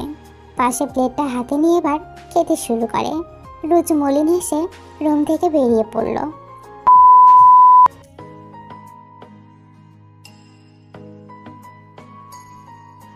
চোখের পলকে যেন সময়টা কেটে যাচ্ছে। জাঙ্কু গিয়েছে প্রায় 1 মাস। এখন শুধু ফোনে কথা হয় তের সাথে। মাঝে মাঝে একটু খারাপ লাগলেও মানিয়ে নিচ্ছে মেয়েটা। এখনই বাড়ির বড় বসে রান্না থেকে ঘরের সব কিছুতেই একটু একটু করে আধিপত্য বাড়ছে তার। বাড়ির সবার সাথেই অনেক ভালো সম্পর্ক তের। বাড়ির সবাই তাকে ভীষণ আগলে রাখে ভালোবাসা দিয়ে। শুধু দিন শেষে রুমে ফিরলে অনেকটা একাকিত্ব গ্রাস করে সারা মনটাকে। সব কিছু থেকেও যেন কিছু একটা নেই। ভাবি আসবো? আরে লিসা যে, আসো না, বলার কি আছে? না মানে ভাইয়াকে নিয়ে নিশ্চয়ই তুমি স্বপ্ন দেখছিলা, তাই একটু নক করে আসলাম। ননদিনী তুমিও না? আরে আরে লজ্জা পাচ্ছ নাকি ভাবি? আচ্ছা ভাবি শোনো, তোমাকে না একটা জিনিস বলার ছিল। কি কথা গো? কাউকে ভালো টালো বাসো নাকি? হ্যাঁ বলো বলো, তোমার ভাইয়াকে বলে বিয়ের ব্যবস্থা করি। আরে না ভাবি, তেমন কিছু না। আসলে কালকে কিন্তু আমরা বিয়ে বাড়িতে যাচ্ছি। কেমন কোন শাড়িটা পরবে সেটা আমাকে বলে রেখো, আমি তোমাকে সুন্দর করে পরিয়ে দেব। মানে কার বিয়ে? ও মা, তোমাকে এখনো বলেনি কেউ? হয়তো ভুলে গিয়েছে গো। আচ্ছা শোনো, আমার এক খালাতো বোনের বিয়ে কালকে, সবাইকে ইনভাইট করেছে। তবে জিমিন আপু বলেছে সে যাবে না। অফিসে নাকি কাজের খুব চাপ, তার উপরে কদিন যাবত নাকি নাইট শিফটে যেতে হচ্ছে তাকে। ও আচ্ছা, তাহলে শোনো ননদিনী, আমিও যাচ্ছি না কেমন? আর আমি রান্না বান্না করে রাখবো, আর বাকি কাজ তো বুয়াই করে দিবে, কোনো সমস্যা হবে না। মানে কি ভাবি, তুমি যাবে না কেন? মানে আসলে ননদিনী, তোমার ভাই আসলে তখন না হয় একসাথে যাব। একা একা ওনাকে ছাড়া ভালো লাগবে না। বুঝলাম, তবে মার বড় মা খুব বকবে। একটু ম্যানেজ করে নিও না বোন আমার, বুঝতে তো পারছো বলো, এখন এসবের মাঝে যাওয়ার মন মানসিকতা আমার নেই। আচ্ছা কি আর করার, দেখি কি করা যায়। জিমিন খুব ক্লান্তি নিয়ে বিকেলবেলা বাসায় ফিরেছিল। এমন সময় টিপ টিপ বৃষ্টি শুরু হলে দৌড়ে গিয়ে একটা ছাউনির নিচে দাঁড়ায়। তার বৃষ্টিতে ভিজতে একদমই ভালো লাগে না। ওই ঘটনার পর থেকে তো একেবারেই না। জিমিন ছাউনির কিছুটা সাইডে এসে আকাশের দিকে তাকায়। আশেপাশে এখন কেউ নেই, সে পুরো একা। কেঁদে কেঁদে বলে ওঠে, আল্লাহ, সবাই তো মুভ অন করে নিয়েছে না, তাহলে আমি কেন পারছি না? একটা বাপের জন্য আর কত শাস্তি দেবে আমায়? আমিও তো তোমার এক সৃষ্টি, বলো, একটু কি দয়া হয় না আমার উপরে? উপর থেকে কোনো সাড়া আসে না। জিমিন চুপ করে চোখ বন্ধ করে পাশের পিলারে হেলান দিয়ে কাঁদতে থাকে অনায়াসে। এতে যদি মনটা একটু হালকা হয় সেই আশায়। অন্যদিকে আর্মি ক্যাম্পে ভীষণ তারা, আর যে হাতে সময় নেই, আর 1 বা 1.5 মাস পরেই সবাই খুব বড় একটা মিশনে যাবে। আর তাই মেজর জিয়ন সবার সামনে এসে কিছু কথা বলে। কি খবর আপনাদের? সবাই প্রস্তুত? Yes sir. গুড। তবে আমি জানি আপনারা হয়তো মনে মনে কিছুটা ভয় আছেন, কারণ প্রথমে পুলিশও হয়তো ইনভলভ ছিল, তবে তারা সফল হয়নি। আর সব থেকে বড় ঘটকা হলো এই যে আজ অব্দি প্রায় 3টা আর্মি টিম এই মিশনে আগেও গিয়েছে, তবে দুর্ভাগ্যবশত তারাও ফিরে আসতে পারেনি। তবে হ্যাঁ, আপনারা ভয় পাবেন না, আমি কথা দিচ্ছি আমার পুরো টিমের একজন অফিসারের গায়েও আমি একটা গুলিও লাগতে দেব না। বর্ডার পার হয়ে আসা এই অপরাধীদের আমরা নিশ্চয়ই নিজেদের আয়ত্তে আনবো। আমরা অবশ্যই সফল হব। সফল হব। ইয়া, মনে রাখবেন আমরা কারা? আমরা দেশের সৈনিক। একদম ঠিক। আর হ্যাঁ, মনে রাখবেন একটা দেশ টিকে থাকে সেনাবাহিনীদের ভরসায়। আমরা যে কোনো প্রয়োজনে দেশের খাতিরে সর্বদা প্রস্তুত থাকব। নিজেদের প্রাণের চেয়েও দেশটা আমাদের কাছে অধিক প্রিয়। Got it? Yes sir. আমার আপনাদের প্রতি বিশ্বাস আছে, আমরা পারবো, আমাদের পারতেই হবে। আপনারা প্রস্তুত তো বীর সৈনিক? জি স্যার, জি স্যার, আমরা সবাই প্রস্তুত। আমরা সবাই প্রস্তুত। জাঙ্কুক এবার সেই স্থান ত্যাগ করে বন্ধু মেজর জেহবের কাছে যায়। কিছুটা আড়ালে নিয়ে বলে, হবি, আমাকে একটা হেল্প করতে পারবি? কি হেল্প? কাল একটা কাজ আছে, সেটা করতে হবে। সন্ধ্যা গড়িয়ে এখন প্রায় রাত। পুরো পুরো বাড়িতে তে একা। সকালে সবাই যাওয়ার সময় বারবার জোর করেছিল ওকে, তবে ও যায়নি। এদিকে জিমিনও সন্ধ্যা হতেই বেরিয়ে গিয়েছে। আজকে তার নাইট শিফট। দারোয়ানকে বারবার বলে গিয়েছে যে অপরিচিত কেউ আসলে যেন গেটটা না খোলে। জিমিন যথাসময়ে অফিসে পৌঁছে যায়। সাধারণত রাতের শিফটে পুরো অফিসে তেমন হাতে গোনা কয়েকজন ছাড়া কোনো লোকই থাকে না। আর সব ইম্পর্টেন্ট ফাইল রিচেক দেওয়ার দায়িত্বটা পড়েছে জিমিনের উপর। না চাইতেও যখন তখন কাজ করতে হচ্ছে এখন। তবে রাতে একা কাজ করতে জিমিন ভীষণ ভয় পায়। আর ফোবিয়া আছে, অন্ধকারে খুব ভয় লাগে। তবে নিজের ডেস্কে এসে কিছুটা অবাক হয়ে যায়, একটা ফাইলও নেই। ফাইলগুলো গেল কোথায়? এক পিয়ন কাকা বলল, ম্যাডাম, স্যার কইছিল আপনারা দেখলে যেন হে রুমে যাইতে কই, ওইখানে নাকি বসে কাজ করবেন। জিমিন এবার বেশ বিরক্ত হয়, তবে সেটা প্রকাশ করে না। এই লোকটা গত 1 মাস যাবৎ তাকে জ্বালাতন করেই যাচ্ছে। কারণে অকারণে রুমে ডাকবে। টুকিটাকি কাজে যার বিয়েকে ডাকার কথা, সে সেসবের জন্য জিমিনকে খোঁজে। অফিসে ইতিমধ্যে গুঞ্জন শুরু হয়েছে কিছুটা। অনেকে বলছে যে এদের দুজনের মধ্যে কিছু একটা চলছে। জিমিন সুগার রুমে আসে। এই রুমে যেতে তার অনুমতি লাগে না। সুগাই বলেছে যে তার অনুমতি নেওয়ার কোনো প্রয়োজন নেই। সুগা জিমিনকে দেখে একটা মিষ্টি হাসি দিয়ে তার দিকে তাকায়। যেদিন থেকে জিমিনের অতীতের অভিশপ্ত ঘটনাগুলো জেনেছে, সেদিন থেকে 8-10টা সাধারণ ছেলের মতো ঘৃণা আসার জায়গায় যেন সহানুভূতি আর কিছুটা প্রেম জেগেছে মনে। কত ক্ষত মেয়েটার ভেতরে। এই জন্য খুব কম হাসে। হাসলেও মলিন সেটা, যেন চাপা আর্তনাদ ভেতরে রয়ে যায়। সুগা ভাবে শুধু সত্যিকারের ভালোবাসায় পারবে মেয়েটাকে এই যন্ত্রণা থেকে মুক্তি দিতে। স্যার। আমাকে ডেকেছেন? ও হ্যাঁ, আপনি এখানে বসে কাজ করুন, আজকে এখানে থাকবেন। মানে আমি এখানে কেন থাকবো? এটা তো আমার ডেস্ক না। জানি আমি মিস, আপনার পুরো ফ্লোরে আপনি একা, ইভেন এই ফ্লোরে আমি একা। ভাবলাম কিছুটা সঙ্গ পাওয়া যাবে। তাছাড়াও আপনি নাকি অন্ধকারে ভয় পান, তাই এখানে বসে কাজটা করুন, তাহলে দুজনেরই সুবিধা হবে। এই জিমিন আর তর্ক করে না। সে জানে যে এই লোকের সাথে তর্ক করে কোনো লাভই হবে না। তাই জিমিন এবার নিজের ডেস্কে গিয়ে বসে পড়ে। জিমিন নিজের কাজ করতে শুরু করে। সুগাও ল্যাপটপে কাজ করা শুরু করে দেয়।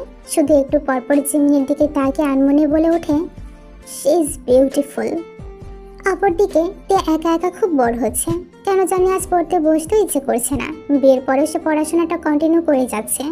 এতে পরিবারের সবাই সম্মতি জানিয়েছে। তে আজকে সারাদিনে একবারও জাঙ্কুকের সাথে কথা বলতে পারেনি। হয়তো খুবই ব্যস্ত সে। তে এবার টিভিটা অন করে ডাইনিং এসে বসে পড়ে। হঠাৎ মনে হলো দরজায় কিছুর আওয়াজ হচ্ছে। প্রথমে মনের ভুল ভেবে ফিরে তাকায় না, তবে একটু পরে আবার একটা আওয়াজ আসে। আর ঠিক তখনই তে পেছনে শান্তভাবে তাকিয়ে এক ঝটকায় লাফিয়ে উঠে যায় আর বলে, এই কি, কে আপনারা? বাসায় কিভাবে ঢুকলেন? 3-4 জন ছেলে মুখোশ পরে দাঁড়িয়ে আছে। এটা দেখে মোটর সুবিধার বলে মনে হচ্ছে না। তে ভয় পেয়ে গেলেও সেটা প্রকাশ করে না। এবার চিল্লে বলে ওঠে, এই কে আপনারা? বলুন আমাকে। বললাম না কারা আপনারা সেটা জানাচ্ছেন না কেন? আর অনুমতি ছাড়া কারোর বাড়িতে ঢোকাটা ক্রাইম, আপনারা জানেন না? এর কথা তোয়াক্কা না করে একজন খুবই দ্রুততের কাছে এসে পড়ে। একটা হাত ধরে খুব জোরে টানতে থাকে। তে বারবার ছাড়ানোর চেষ্টা করে, তবে পুরুষ মানুষের গায়ের জোরের সামনে সে ব্যর্থ। সে অজ্ঞাত ব্যক্তি রাগান্বিত হয়ে বলে, হয় মেয়ে, নাটক না করে পা চালা। কয়সার তোকে নিয়ে যেতে বলেছে? মানে কাই? কে কাই? হ্যাঁ, আমি কাউকে চিনি না, যাব না আমি, প্লিজ ছাড়ুন আমাকে। তবে কে শোনে কার কথা? এবার লোকটা তের হাত ধরে টানতে থাকে। হঠাৎ করেই পুরো বাড়ি থেকে বিদ্যুৎ চলে যায়। পুরো বাড়ি অন্ধকার হয়ে গেছে।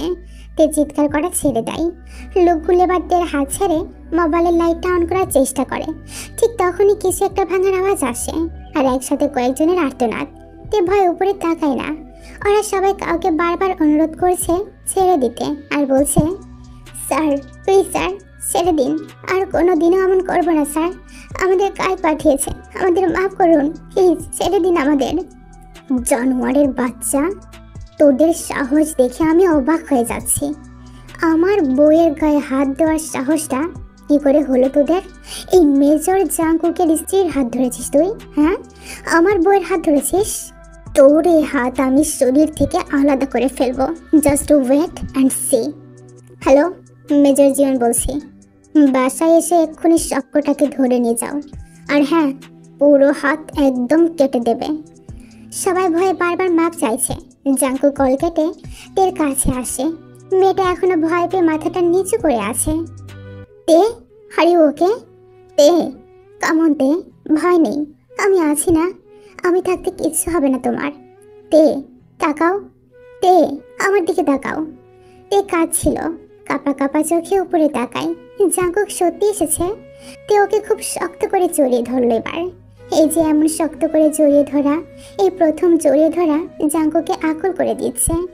ওকে কিছুটা শান্ত করে কোলে তুলে নেয়। এদিকে জাঙ্কুকের লোকেরা বাড়ি এসে গেছে। কায়ের দলের লোকদের টেনে হিসে নিয়ে যাচ্ছে। জাঙ্কুক থেকে নিয়ে সিঁড়ি বয় রুমে চলে যায়। বিছানায় শুয়ে পাশে হেলান দেয়। তে কাঁপা কাঁপা কণ্ঠে বলে ওঠে, আপনি কি আবার চলে যাবেন? কি হলো বলুন, আপনি আবার চলে যাবেন? রেস্ট নাওতে, আমি আসছি। না, আপনি কোথাও যাবেন না, আমি যেতে দেব না আপনায়। তে, প্লিজ তে, কি করছো তুমি এসব? হ্যাঁ, যে একজন বউয়ের করা উচিত আমি তাই করছি। আপনাকে জড়িয়ে ধরতে পারবো না আমি? পারবে তে, সব অধিকার তোমার আছে তে, সব অধিকার তোমার। আমার উপরে শুধুমাত্র তোমার অধিকার। তবে এখন ছাড়ো প্লিজ। না, আমি ছাড়বো না। আমি জানি ছাড়লে আপনি চলে যাবেন। আজকে একটা রাত কি আমার সাথে থাকা যায় না? তে, প্লিজ তে, বাচ্চামো করো না। বিপদ এসেছিল তাই আমিও এসেছিলাম, তোমায় প্রটেক্ট করতে এসেছিলাম তে। এখন বিপদ আর আসবে না। আমি এরপর থেকে সুরক্ষা আরো বাড়িয়ে দেব। এখন যেতে দাও প্লিজ। না, আমি যেতে দেব না আপনার। আপনি যাবেন না প্লিজ, আজকে রাতটা থাকুন না আপনি, প্লিজ। বারবার বাচ্চামা করায় শেষে বিরক্ত হয়ে জাঙ্কুক একটা ধমক দিয়ে বসে। সাথে সাথেই তে ওকে ছেড়ে দিয়ে একদম চুপ করে বসে পড়ে। জাঙ্কুক উঠে দরজার কাছে গিয়ে একবার পিছন ফিরে তাকায় আর বলে, আই এম সরি তে, আর কিছুটা সময় অপেক্ষা করো। মিশনটা কমপ্লিট হলে লম্বা একটা ছুটি পাবো, আর তখন পুরোটা সময় আমি তোমাকে দেব। আই প্রমিস ইউ তে। কিন্তু এখন অন্তত আমার কাজটা করতে দাও। তে কোনো কথাই বলে না। জাঙ্কুকের কি হলো কে জানে। যেতে নিয়েও আবার তের কাছে এসে ওর মুখটা নিজের দিকে ঘুরিয়ে ঠিক কপালে একটা গভীরভাবে ভালোবাসার পরশ এঁকে দিল। সাথে সাথে দ্রুতই স্থান ত্যাগ করলো। আর একটু থাকলে ও নিজেও যে নিজেকে সামলাতে পারবে না। এখানে থাকার ক্রমশ ইচ্ছা বাড়বে, তাই দ্রুতই চলে গেল। তে শুধু এক দৃষ্টিতে ওর যাওয়ার দিকে তাকিয়ে রইল। তের ঘুমটা সকাল সকালই ভেঙে গেছে। কেন জানি এখন আর বাড়িতে একা থাকতে ওর ভয় করছে না। মনে হচ্ছে জাঙ্কুক সবসময় ওর পাশেই আছে। আচ্ছা, কাজ যদি ওর সঠিক টাইমে না আসতো তাহলে মেয়েটার কি হতো? ভাবতেই যেন শরীরে কাঁটা দিয়ে উঠছে ওর। জাঙ্কুক সবসময় প্রয়োজনে হাজির হয়ে যায়। এর আগেও তো এ যখন কলেজ ট্রিপে জঙ্গলে গিয়ে হারিয়ে গিয়েছিল তখন তো জাঙ্কুকই তাকে বাঁচিয়েছিল। সেসব ভেবেই তে হঠাৎই মুচকি হেসে ফেলল। এর হঠাৎ করে এখন ইচ্ছে করছে একটু সাজুগুজু করতে। মেয়ে মানুষের এই এক স্বভাব, যখন বাসায় কেউ থাকে না তখন একা একা সাজবে, নিজেকে দেখবে, আবার একা একাই মেকআপ মুছে ফেলবে। তবে তের ক্ষেত্রে এখন বিষয়টা একটু আলাদা, কারণ ও তো এখন বিবাহিত। আর একটু মনে ইচ্ছে জাগলো যে সুন্দর করে সেজে বরকে একটা ছবি পাঠাবে। তে সাজ থেকে কিছু একটা পাচ্ছিল না। খুঁজতে খুঁজতে একটা ড্রয়ার টান দেয়। হঠাৎই চোখ আটকালো একটা লাল ডায়েরিতে। উপরে বড় বড় অক্ষরে জাঙ্কুকের নাম লেখা, বেশ পুরনো, কয়েক বছর আগের হবে হয়তো। কিউরিওসিটির বস এসে ডায়েরিটা খুলে বসে। এক এক পেজে উল্টে পড়তে থাকে। জাঙ্কুক কলেজে থাকতে এই ডায়েরিটা লিখত, তবে মাঝ অব্দি লিখে আর কেন জানি লেখেনি। কোথাও ভালো স্মৃতি আর কোথাও খারাপ, এসব কিছুই লেখা রয়েছে। তবে একটা তারিখ দেখে তের চোখটা আটকে যায়। সেটা প্রায় 12 বছর আগে। তে পড়তে শুরু করে। তবে এখানে এমন কিছু লেখা ছিল যা পড়ে তের একদম বাকশূন্য হয়ে যাওয়ার মতো অবস্থা। হঠাৎ হাত থেকে ডায়েরিটা পড়ে যায় আর নিজেকে প্রশ্ন করে বসেছে, এসব কি সত্যি? সত্যি এমনটা হয়েছিল? নিজেকে এমন প্রশ্ন করে তের চোখ দিয়ে অনবরত পানি পড়তে থাকে, যেন চোখের সামনে সবটা ভাসছে। সে 12 বছর আগের কাহিনী।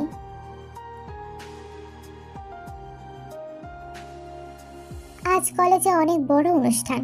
কলেজের একজন ছাত্রকে সেনা ক্যাম্প থেকে পুরস্কৃত করা হবে। ছাত্রটির নাম হলো জিওন জাঙ্কুক। এই পুচকে ছেলেটা এমন কিছু করেছে যার জন্য পুরো সেনা ক্যাম্প তার কাছে কৃতজ্ঞ। দেশের একজন প্রতিষ্ঠিত বিজনেসম্যান মিস্টার বোকাম এত বড় ড্রাগস পাচারকারী যে ছিলেন আর তাও আবার ফাঁসাতে চেয়েছিলেন সেনা অফিসারকে, তা সবার কল্পনার বাহিরে ছিল। কিছুদিন আগে কলেজ থেকে বান্দরবন পিকনিক ছিল। জাঙ্কুক তার বন্ধুদের সাথে সেখানেই গিয়েছিল। সেখানে গিয়ে দেখতে পেল কিছু লোক মুখে কাপড় বেঁধে রেখেছে, একটা গাড়িতে ট্রাক ভর্তি করে কি যেন ভরছে আর নিজেদের মধ্যে কথা বলছে। জাঙ্কুকের বন্ধু এসব দেখে বলে ওঠে, জাঙ্কুক চল আমরা পালাই, আমাদের দেখলে আমরা বিপদে পড়ে যাব। আরে থাম তো, এত কিসের ভয় বলতো তোর? কিছু একটা হচ্ছে এখানে, আর সেটা মোটেও ঠিক না। আমার সুবিধার বলে মনে হচ্ছে না জিহব। ওয়েট, আমি সব ভিডিও করব। জিহব সেখান থেকে ভয়ে চলে আসে ঠিকই, তবে জাঙ্কুক আসে না। এক এক করে সব ভিডিও করে, সাথে ওদের মধ্যে যা কথা হয় তাও রেকর্ড হয়ে যায়। কে এসবের পেছনে আর সে কাকে ফাঁসাতে চায় সব কিছু সেখানে তোলা রয়েছে। অতঃপর লুকে ফেরত এসে সব প্রমাণ নিজের বাবা মিস্টার কিম নামজনের হাতে তুলে দেন। সেনাবাহিনীর সব অফিসাররা বেশ গর্বিত হয় জাঙ্কুকের উপর। তবে এর ফল যে কত ভয়ানক হতে পারে তা ওদের পুরো পরিবার হয়তো তখন বুঝতে পারেনি। সারা রাত জেগে কাজ করার ফলে জিমিন বেশ ক্লান্ত। পুরো রাত কম্পিউটারের দিকে তাকিয়ে থাকতে থাকতে চোখ ব্যথা করছে।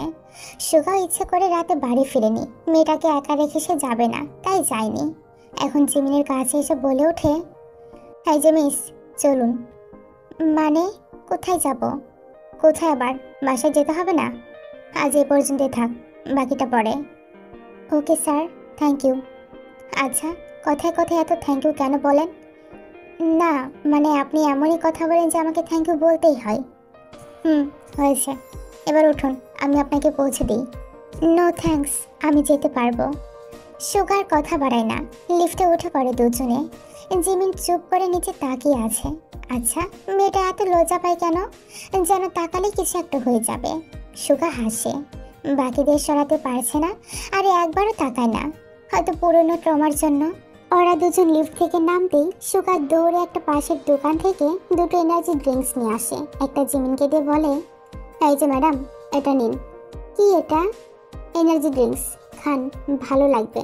চেহারা দেখে তো একদম তাকানো যাচ্ছে না, খুব টায়ার্ড হয়ে গেছেন। এটা নিন। নো থ্যাঙ্কস, আমার লাগবে না। আবার সে থ্যাঙ্কস।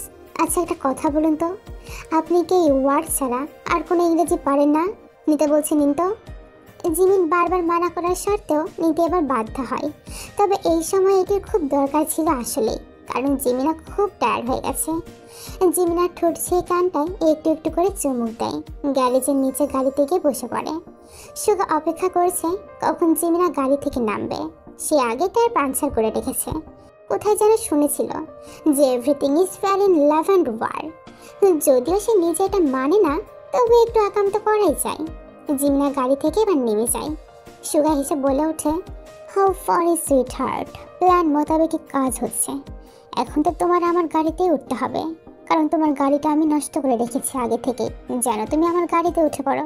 কারণ এখন তো এই পাশ দিয়ে কোনো গাড়িই যাবে না, কজ মিনিয়ঙ্গি সুগা আগে সব ব্লক করে রেখেছে। যাই গিয়ে একটু হিরোগিরি সেজে আসি।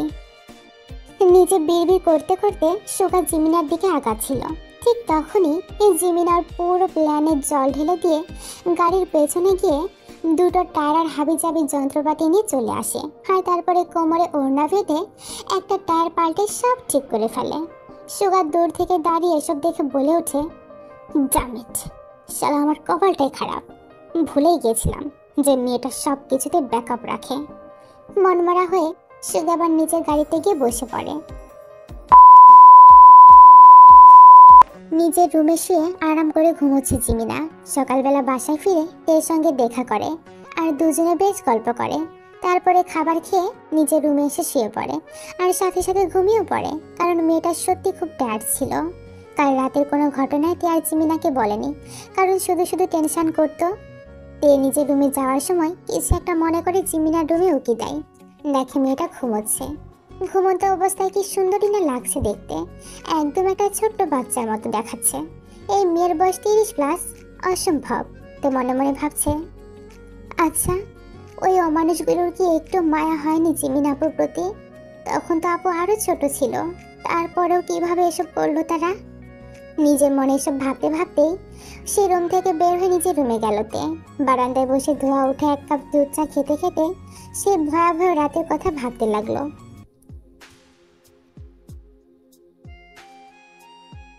বিকেল থেকে জিমিনাকে কোথাও পাওয়া যাচ্ছে না। নামজুন নিজের সেনা ক্যাম্পে ব্যাক করেছে। সবাই জিমিনাকে খুঁজতে ব্যস্ত। জাংকুক তার মায়ের কাছে এসে বলে, মা এভাবে কেন কাঁদছো?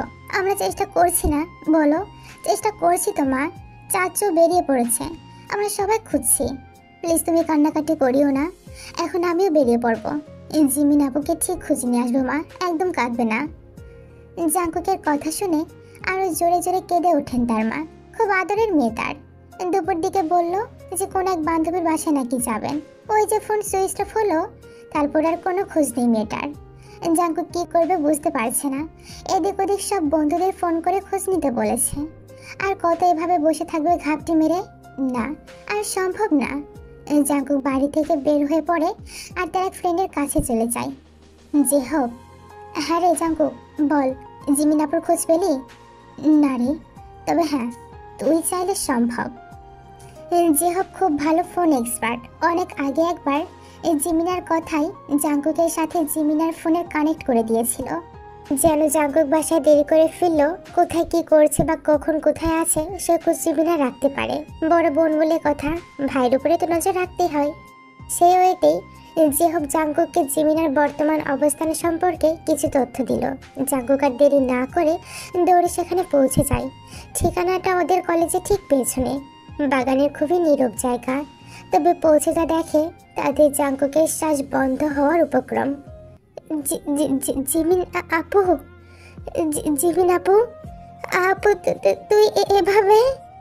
কাপা কাপা গলায় বলে উঠল জাংকুক। কাই আর ওর সাঙ্গুপাঙ্গুরা জাংকুককে দেখে হেসে ওঠে। জাংকুকের কারণে আজকে তার বাবা জেলে। কায়ের বাবা বোকাম। প্রতিশোধ নিতে এতদিন যাবৎ মিথ্যে প্রেমের অভিনয় করেছে জিমিনার সাথে। তাই তো এক ডাকাতে মেয়েটা আসতে রাজি হয়েছে। বেচারি নিজের ইজ্জত তো হারালোই, আর খামোকার সাথে সাথে নিজের হিরোগিরি দেখানো ভাইকেও মায়ের খেতে দেখবে। জাংকুক জিমিনার দিকে তাকিয়ে চোখ বন্ধ করে ফেলল। এর চাইতে নিজের মৃত্যু যন্ত্রণা ওর কাছে ঢের আরামের হতো। নিজের চোখের সামনে বোনকে ধর্ষণ হতে দেখার অনুভূতি একটা ভাইয়ের কাছে যে কতটা মারাত্মক আর কষ্টকর তা এখন কাটায় কাটায় অনুভব করতে পারছে জাংকুক। নিজের হুঁশ ফিরতেই জাংকুকের মাথায় প্রচন্ড ব্যথা অনুভব হয়। কাইয়ের কথায় তার দলের লোকেরা ভীষণ মারছে জাংকুককে। তবে এসব আঘাত যেন এতটুকু লাগছে না জাংকুকের গায়ে। সে শুধু আধমরা হয়ে পড়ে থাকা নিজের বোনের দিকে তাকিয়ে আছে। নিজেদের কাজ শেষ করে কাইরা চলে যায়। জাংকুক অনেক কষ্টে জিমিনার কাছে আসে। পাশে পড়ে থাকা ওড়নাটা দিয়ে নিজের বোনের শরীরটা পেঁচিয়ে দেয়। হাতের ওপর মাথাটা রেখে ধীরে ধীরে ডাকতে থাকে আর বলে, জিমিন আপু, আপু তাকা না আমার দিকে। এই জিমিন আপু, শুনছিস? আমি আমি তোর ভাই, আমি তোর অপদার্থ ভাই জীবন জাংকুক। দেখ আমার দিকে, এই যে তোর ভাই এসেছে, দেখবি না একবার? জিমিন আপু, সব ঠিক হয়ে যাবে রে জিমিন আপু।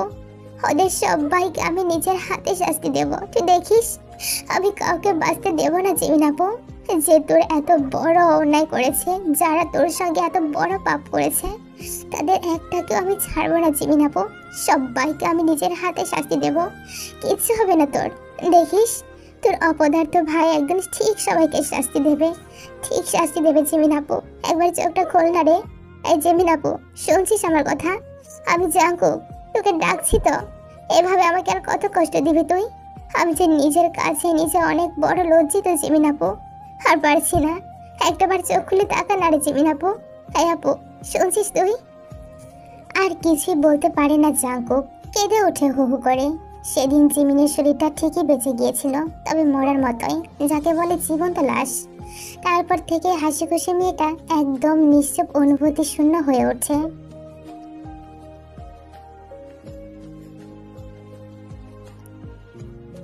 সেদিনের পর থেকে মেয়েটাকে যে কত কথা শুনতে হয়েছে, আর ও তো নিজের কাছে নিজেই লজ্জিত।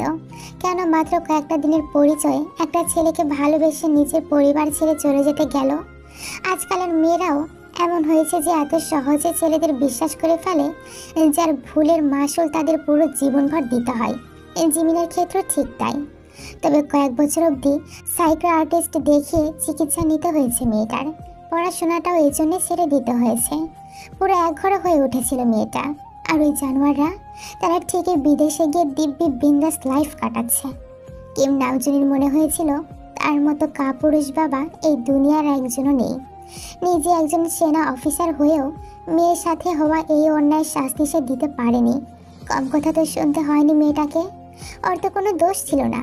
ও তো শুধুমাত্র কাউকে ভালোবেসেছিল, বিশ্বাস করেছিল, আর কি। যেসব ছেলেরা মেয়েদের বাজে চোখে দেখে, তাদের ইফটিজিং করে কিংবা ধর্ষণের মতো জঘন্য কিছু অন্যায় করে, যা আজকাল আমাদের বাংলাদেশে প্রত্যেকটা মুহূর্তে ঘটছে। চোখ খুলে দেখা যাচ্ছে ধর্ষণের কেস। আচ্ছা, ওরা কি জানে না যে এর প্রভাব একটা মেয়ে ও তার পরিবারে কত জঘন্যভাবে পড়তে পারে? ওরা এসবের আগে একবারের জন্য নিজের মা অথবা বোন বা সন্তানের কথা ভাবে না। হয়তো ভাবে, হয়তো নিজেদের পরিবারের সদস্যকে ওরা এই চোখে দেখে।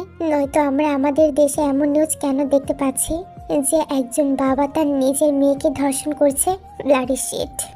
তো সেদিনের পর থেকেই জাংকুক নিজের ক্যারিয়ারে ফোকাস করেছে।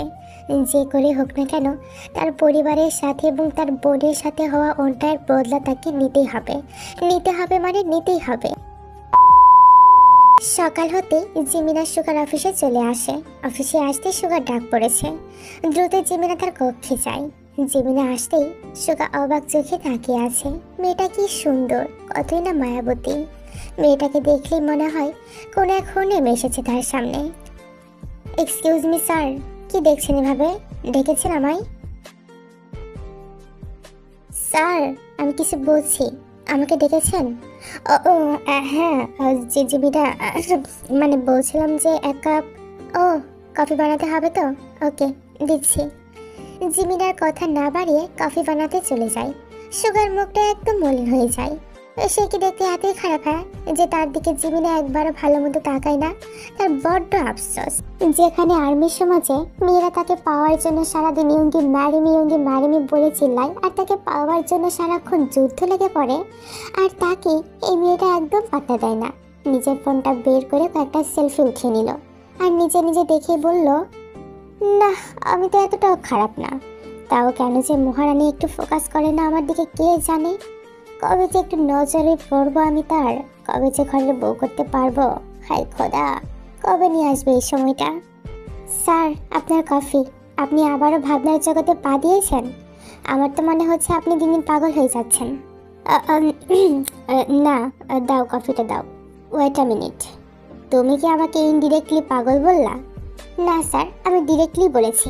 আপনার যা হাবভাব দেখছি তাতে মনে হচ্ছে আর বেশি দিন আপনি ভালো হয়ে থাকতে পারবেন না। কয়েকটা দিনই পাগল হয়ে যাবেন। আসছি আমি। এই বলেই জিমিন দ্রুত কক্ষ ত্যাগ করলো।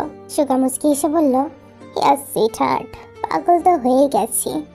এবার শুধুমাত্র তোমাকে পাগল বানানোর অপেক্ষায়। দেখি কবে সেই সুসময় আসে। বিকেলবেলা বাগানে হাঁটতে হাঁটতে জাংকুকের কথাই ভাবছিল।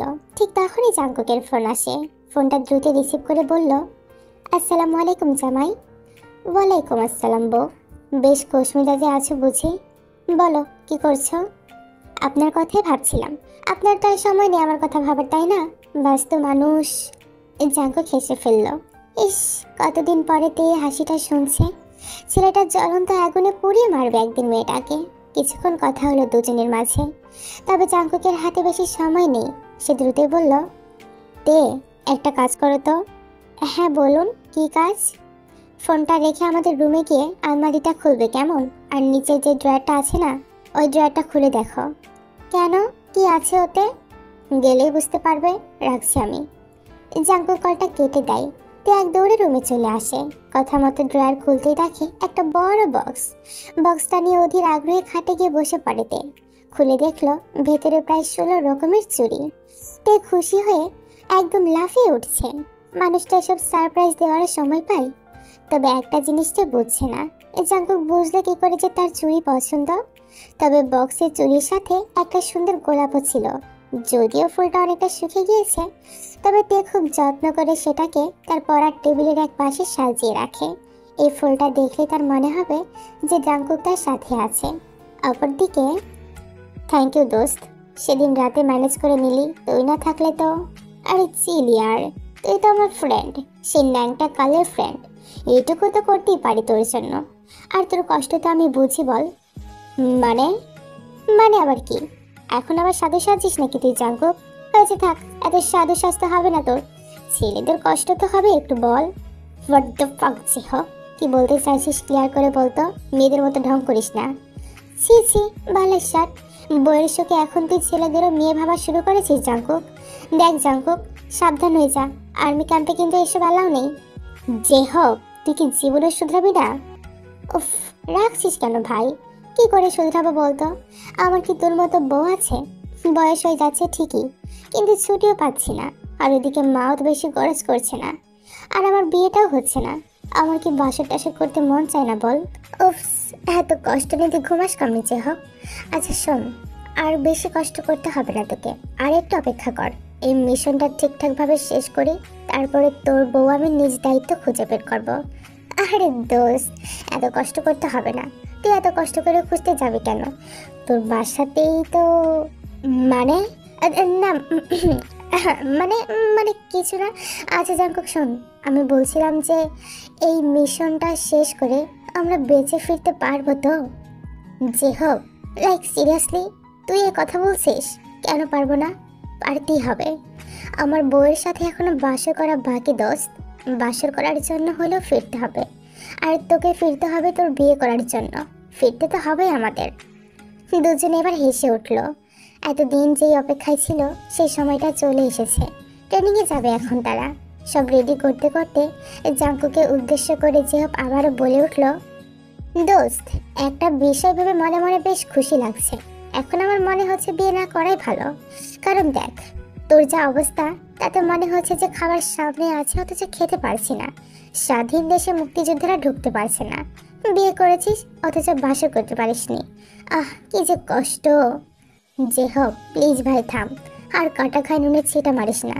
রেডি হ, আমাদের বেরিয়ে পড়তে হবে। চল। জিমিন আজকে দুদিন পরে অফিসে এসেছে। শরীরটা একটু খারাপ থাকায় দুদিন আসতে পারেনি, ছুটিও নিয়েছিল। লিফটে করে ওঠার সময় সুগার সাথে তার দেখা হয়। এখন কেমন আছেন মিস জিমিন? আলহামদুলিল্লাহ, ভালো আছি স্যার। Good, very good. বাঁচা গেল, আমি যে কত টেনশনে ছিলাম। জিমিন এবার একটু বাঁকাভাবে সুগার দিকে তাকালো, পরক্ষণে মাথাটা ঘুরিয়ে নিল। এতদিন এই লোকটা নিবা মার্কা প্রেমে জিমিন অভ্যস্ত হয়ে গিয়েছে। ওর ব্যবহারে জিমিন ইদানিং পরিষ্কার বুঝতে পারছে যে লোকটার প্রেমে পড়েছে। মাঝে মাঝে একটু হাসে আনমনে। ওর পাগলামোর প্রশংসা না করে আর পারা যায় না, তবে তারপর পরেই মুখের হাসি থেমে যায় জিমিনার। তার সত্যিটা হয়তো লোকটা জানে না, না জানারই কথা। তার ডার্ক সাইড সম্পর্কে জানলে হয়তো বা এসব পাগলামি করতো না। এই যে মিস, কি ভাবছেন বলুন তো? আচ্ছা শুনুন, একটা কথা বলবো। জি স্যার, বলুন। আমি খুবই সেভিস পারসন ম্যাডাম, তাই সরাসরি বলি। কথাটা হলো যে আমি যদি আপনার বাসায় বিয়ের প্রস্তাব পাঠাই, আপনি কি মাইন্ড করবেন? কি শুনতে পাওনি? আবার বলবো আমি সুইট হার্ট? কি বলছেন এসব? আর আপনার মুখের মানে ভাষাটা এমন হলো কেন? ভাষার কথা বলছো তুমি? সিরিয়াসলি? জিমিনা, কাম অন ইয়ার, ইটস 2025। ভালোবাসলে মানুষ নিজেই পরিবর্তন হয়ে যায়। আর এতে শুধুমাত্র ভাষা। বর তার বউকে ভালোবেসে তুমি বলেই কথা বলবে, আর বিভিন্ন ভালোবাসার নামেই ডাকবে, এটাই তো স্বাভাবিক। এই যেমন আমি তোমায় ডাকছি আমার সুইট হার্ট। এই জিমিন এবার হতভম্ব হয়ে যায়। এখন এভাবে এখানে সুগে এমন কিছু বলতে পারে সেটা ভাবনার বাহিরে ছিল। আর বাসা অবধি যাওয়া মানে সবটা জেনে যাওয়া। তখন বাকিদের মতো এই লোকটাও হয়তো নাক ছিটকাবে। তার মানে এই চাকরিটার বেশি দিন করা হবে না। বাহ, আমি মেবি সাকসেস হচ্ছি জিমিনা। মানে না, মানে এই যে দেখো, তুমি আনমনে কি যেন ভাবছো, যেটা পাগলি হওয়ার লক্ষণ। আমি যেমন তোমার প্রেমে পাগল, তেমন তুমিও আমার প্রেমে পাগল হবে সুইট হার্ট। ও প্লিজ চুপ করুন তো। এসব এসব ভালো লাগছে না আমার। কতটুকু চেনেন আপনি আমায় বলুন? কতটুকু জানেন? এই যে সুন্দর মুখটা দেখছেন না, এই সুন্দর মুখটার পেছনে কালো জগতে ভরপুর। কেন করছেন পাগলামি? ওই যে বললাম ভালোবাসি, ভালোবাসি তাই পাগলামি করছি। আপনার ভালোবাসা আপনার কাছে রাখুন তো, আসছি আমি। আর হ্যাঁ, আমার এই জীবনের পেছনে গভীর সত্য লুকিয়ে আছে, যেটা ডার্ক সাইড। আমার একান্তই মূর্খামোর ডার্ক সাইড, তাই দূরে থাকুন। আর দূরে থাকাই আপনার জন্য ভালো। ওয়েল সুইটহার্ট, তুমি যা বলবে সেটাই হবে। আমি তোমাকে জোর করব না। তুমি কাকে জীবনে জড়াবে সেটা একান্তই তোমার ব্যক্তিগত ব্যাপার। তবে হ্যাঁ, আমাকে দূরে থাকতে বলিও না। তোমাকে ভালোবেসেছি, বেসেই যাব, আর এটাও আমার ব্যক্তিগত চয়েস। সো তুমি আমার চয়েসে হস্তক্ষেপ করতে পারো না। আর একটা কথা কি জানো সুইটহার্ট, আমি তোমার সব সত্যি মেনে নিয়েই তোমার সাথে সারাটা জীবন থাকতে রাজি। কয়েকটা মানুষরূপী পশুর জন্য তুমি এভাবে আমার সত্যিকারের ভালোবাসার দিকে আঙুল তুলতে পারো না জিমিনা। আমি সবটা মেনেই তোমাকে চুজ করেছি। Cause I love you. এমন সময় লিফটের দরজাও খুলে যায়। জিমিনার সব কিছু শুনে অস্থির হয়ে পড়ে। মানুষটা সব জেনে শুনে এইভাবে পেছনে পড়েছে। এটা কি সঠিক পার্সন নাকি আগের মতোই? না, আর কিছু ভাবতে পারছে না। 1 মিনিটও দাঁড়িয়ে না থেকে জলদি সেখান থেকে বেরিয়ে যায়। আমিও দেখি সুইটহার্ট, আর কতদিন তুমি এই প্রেমিক পুরুষের প্রেমে না পড়ে থাকতে পারো। আমি তো তোমাকে জয় করেই ছাড়বো মেয়ে। মেজর জিয়ন, আপনার টিমের সবাই রেডি তো? ইয়েস মেজর জেহব, আমরা ফ্রন্ট সাইড দিয়ে যাচ্ছি, আপনারা ব্যাক সাইড দিয়ে এগোতে থাকুন। এবার দুটো টিম দুদিকে ভাগ হয়ে যায়। চট্টগ্রামের পাহাড়ি এলাকায় এক পরিত্যক্ত স্থানে ঘাঁটি বেঁধেছে কায়ো তার দলবলের লোকেরা। এই পুরো এলাকাটা ওদের কবজায়। অস্ত্রসহ ছেলেপেলেও কম নেই তাদের। এতদিনে যত টিম এসেছে ফেরত গিয়েছে তাদের লাশ। আজ পুরো সেনাবাহিনীর সবচেয়ে বেস্ট দুটো টিম এসেছে এই ভয়ানক রণক্ষেত্রে। লড়াইটা এখন শুধুমাত্র প্রফেশনাল না, পার্সোনালও হয়ে উঠেছে। বোনের সাথে হওয়া অন্যায়, স্ত্রীকে ক্ষতি করতে চাওয়া কিংবা দেশের সাথে বিশ্বাসঘাতকতা, সব কিছুই করেছে কাই। জাংকুক নিজের সাহস যোগায়, নিজেকে বলে, come on Jungkook, you can do it. আমাকে পারতেই হবে। সব কিছু প্ল্যান মোতাবেক চলতে থাকে। দুটো টিমের মাঝে ওয়াকি টকি দিয়ে তথ্য আদান প্রদান হচ্ছে। দুই বন্ধু লিড টিম দিচ্ছে দুটোকে। আমার সাহসী সেনারা, কেউ পেছনে ফিরবেন না। হয় জিতবো না হয় মরবো। হার নিয়ে ফেরত গিয়ে দেশকে বিপদের মুখে আমরা ফেলবো না। সবাই বুঝতে পেরেছেন? Yes sir. জাংকুক আর টিম নিয়ে সামনে এগোতে থাকে। মেইন দুটো টিমকে আবারও ছোট ছোট 4টা টিমে ভাগ করা হয়েছে। সবচেয়ে রিস্ক আছে যেই টিমের, তার মাঝে আছে জাংকুক। আগে থেকে পরিকল্পনা এমনই করা আছে। দুজন সেনা সদস্য ইচ্ছে করে দুটো ভুল নিশানায় অন্য পাশ থেকে গুলি করবে। স্বাভাবিক তখন কায়ের দলের লোকেরা ওই দিকে টার্গেট করে সামনে আসবে। এই সুযোগে ছোট ছোট 3টে টিমই সামনে এগিয়ে যাবে, আর দুটো টিম ফিল্ডে থেকে লড়াই করবে। একটা টিম সোজা সামনে থাকা পুরোনো বাড়িটায় ঢুকেও যাবে। পেছন থেকে মেজর জেহবের একটা টিম ওদের সাথে ভেতরে চলে যাবে। দুটো টিম পেছনে শত্রুতার সাথে লড়বে, আর শেষ টিমটা সবার সেফটির জন্য সব তথ্য মেইন ক্যাম্পে অফিসারদের কাছে পাঠাবে। অবস্থা খারাপ দেখলে সেনাদের সেফটির জন্য ফেরত আসতেও বলা হয়েছে। বাকিটা দেখা যাক। প্ল্যান মোতাবেকই সব কিছু হচ্ছিল। বাড়িটার ভেতরেও জাংকুক তার টিম নিয়ে পৌঁছে যায়। তবে জেহবের আসতে কিছুটা দেরি হচ্ছিল। এই যে একটু দেরি পুরো ফলটা পাল্টে দিতে পারে। তাই জাংকুক সোজা দোতলায় চলে যায় আর ওর টিমকে পাহারায় রাখে যেন ওদের দলের লোক আর ভিতরে না আসতে পারে। দোতলায় কাই আছে, ওকে জিম্মি করতে পারলে সব কিছু থেমে যাবে। তবে দোতলায় এসে কাইকে একা দেখে জাংকুক বেশ অবাক হয়। Welcome welcome welcome major Jeon, are you okay? ব্যাপারটা কি বলতো? নিচে তোর দলের লোকদের অভাব নেই, আর এখানে তুই একা কেন? এই তো এক্ষুনি বুঝতে পারবি। জাংকুক আর এক পা এগোনোর আগেই কেউ একজন সজোরে পেছন থেকে তার মাথায় আঘাত করে। তার টিম থাকতে ওই দলের কেউ তো ভেতরে আসার কথা না। তবে কি জাংকুকের নিজের দলেরই কেউ বিশ্বাসঘাতকতা করলো? নিচে লুটিয়ে পড়তে পড়তে জাংকুক ঝাপসা ঝাপসা যাকে দেখতে পাই তাকে দেখেই বলে ওঠে, জিহব তুই? ইয়া দোস্ত, আই এম জেহব। Everything is fair in love and war দোস্ত, ডোন্ট মাইন্ড প্লিজ। এই দেশের শুধুমাত্র একজন হিরোই প্রয়োজন। তুই থাকতে সেটা আমি হতে পারতাম না, তাই আলবিদা। শাবাশ জেহব, আমি তো এটারই অপেক্ষায় ছিলাম। তোমার টাকা তুমি সময় মতো পেয়ে যাবে। থ্যাঙ্কস মেজর জেহব। আর ইটস ওকে, আমাকে থ্যাঙ্কস দেওয়ার কোনো প্রয়োজন নেই। আমি তো টাকার বিনিময়ে আমার স্বার্থে কাজটা করেছি না। একটা কাজ করুন, নতুন ফোর্স আসার আগে আপনি পালান। কায়ার 1 মিনিটও দাঁড়ালো না। তার দলের সবার মৃত লাশ পড়ে আছে। সে দ্রুত পাশের জঙ্গল বরাবর হাঁটতে থাকলো।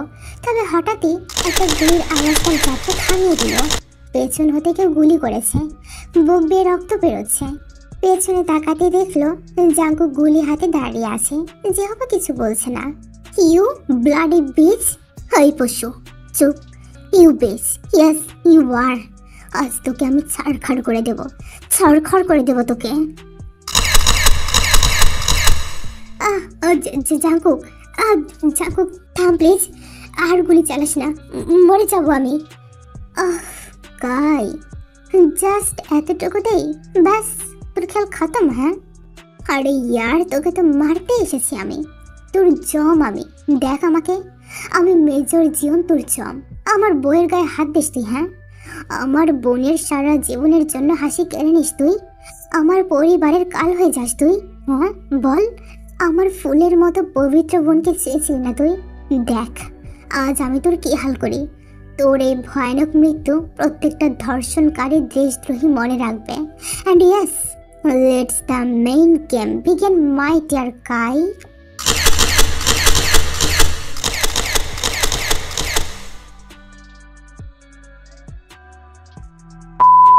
দেশের সব নিউজ চ্যানেলে আজ একটাই নিউজ চলছে, জাঙ্কুকের পুরো পরিবার অধীর আগ্রহে টিভির সামনে বসে আছে। দুদিন পার হয়ে গিয়েছে জাঙ্কুকদের মিশনের। দেশের সর্বোচ্চ সম্মানটা আজকে মেজর জিয়নকে দেওয়া হবে। তার পুরোটাই লাইফ হচ্ছে। এত বড় একজন ক্রিমিনালকে কিভাবে সে শেষ করে দিল তা বেশ অবাকের বিষয়। এখন সে পুরো দেশের হিরো। একটু পরেই মঞ্চে জাঙ্কুক উপস্থিত হয়। প্রথমে তাকে স্পিচ দিতে হবে। স্টেজে উঠে সে ডেস্কের কাছে যায়, মাইকটা নিচের দিকে ঘুরিয়ে স্পিচ দিতে শুরু করে। আসসালামু আলাইকুম। এখানে আমার অনেক সিনিয়র সহ আমার টিমের অনেক মেম্বার্সরা উপস্থিত আছেন। সবাইকে অনেক ধন্যবাদ আমাকে এই সম্মানের যোগ্য মনে করার জন্য। তবে ক্রেডিট আমার একার না, আমার সহকারী মেজর জেহব আর আমার পুরো টিমের। যদি সততা আর সাহসের সাথে না লড়তো সবাই, তবে এই মিশনটা সফল করা আমার পক্ষে সম্ভব হতো না। আমরা চেয়েছিলাম কাইকে জীবিত ধরতে, তবে ও পাল্টা আমাদের আক্রমণ করাই সেটা সম্ভব হয়ে ওঠেনি। তাই আত্মরক্ষার খাতির ওকে মারতে হয়েছে। তবে হ্যাঁ, আমাদের প্রত্যেকের উচিত নিজের দেশের স্বার্থে নিজেকে বিলিয়ে দেওয়া, দেশ রক্ষার কাজ করা। আবার সবাইকে ধন্যবাদ আমার সাথে থাকার জন্য। সবাই করতালির মাধ্যমে জাঙ্কুক ও তার টিমকে অভিনন্দন জানায়। সিনিয়র অফিসার জাঙ্কুকের সাথে হ্যান্ডশেক করে বলে, congratulation young man, you deserve it. জাঙ্কুকের বুকে একটা ছোট্ট ব্যাজ লাগিয়ে দেওয়া হয়। এটা পাওয়ার স্বপ্নে ডুবে থাকে হাজারো আর্মি অফিসাররা। টিভিতে এসব দেখে কান্নায় ভেঙে পড়ে নামজন। সে নিজে যা করতে পারেনি, তার ছেলে যে পেরেছে, গর্বে তার সিরাজকে অনেক উপরে। এর আজ যেন একটু বেশি ভালো লাগছে। সে চুপি সারে সবার মাঝ থেকে দৌড়ে নিজের রুমে চলে আসে। জাঙ্কুকে কল করবে ভাবতে দেখলো সে আগে কল করেছে। আসসালামু আলাইকুম বউ। ওয়ালাইকুম আসসালাম। এখন ছুটি পাবেন না? আজব তো, কেমন আছে, কি করছে, কিভাবে কি হলো তা না জিজ্ঞেস করে তুমি ডিরেক্ট ছুটির কথা বলছো? উফ বেবি, চুপ কেন তুমি? Okay okay, don't be sad, I am coming ইয়ার। আজ বিকেলে আসছি। রাতের জন্য প্রস্তুত থেকো। আসল ডার্ক সাইডটা তোমার এখনো দেখা বাকি আছে চাঁদ, রাতে দেখবা। এখন রাখছি, টাটা। কল কাটতেই তে ঘামতে শুরু করলো। শেষের কথাগুলো শুনে তের শরীরটা শিউরে উঠছে। কি হতে যাচ্ছে আজ রাতে? ওইদিকে দোস্ত। হ্যাঁ জাঙ্কুক বল। তোরে না বললাম একটু ঘুমিয়ে নিতে, নিলি না কেন বলতো? কি যাতা বলছিস যে হব, এখন কি ঘুমের সময় নাকি? হ্যাঁ আজব কথা বলিস। আজব আবার কই বললাম রে? মানে দেখ, বইয়ের কাছে গিয়ে তো আজ রাতে তোর ঘুম হবে না, তাই না?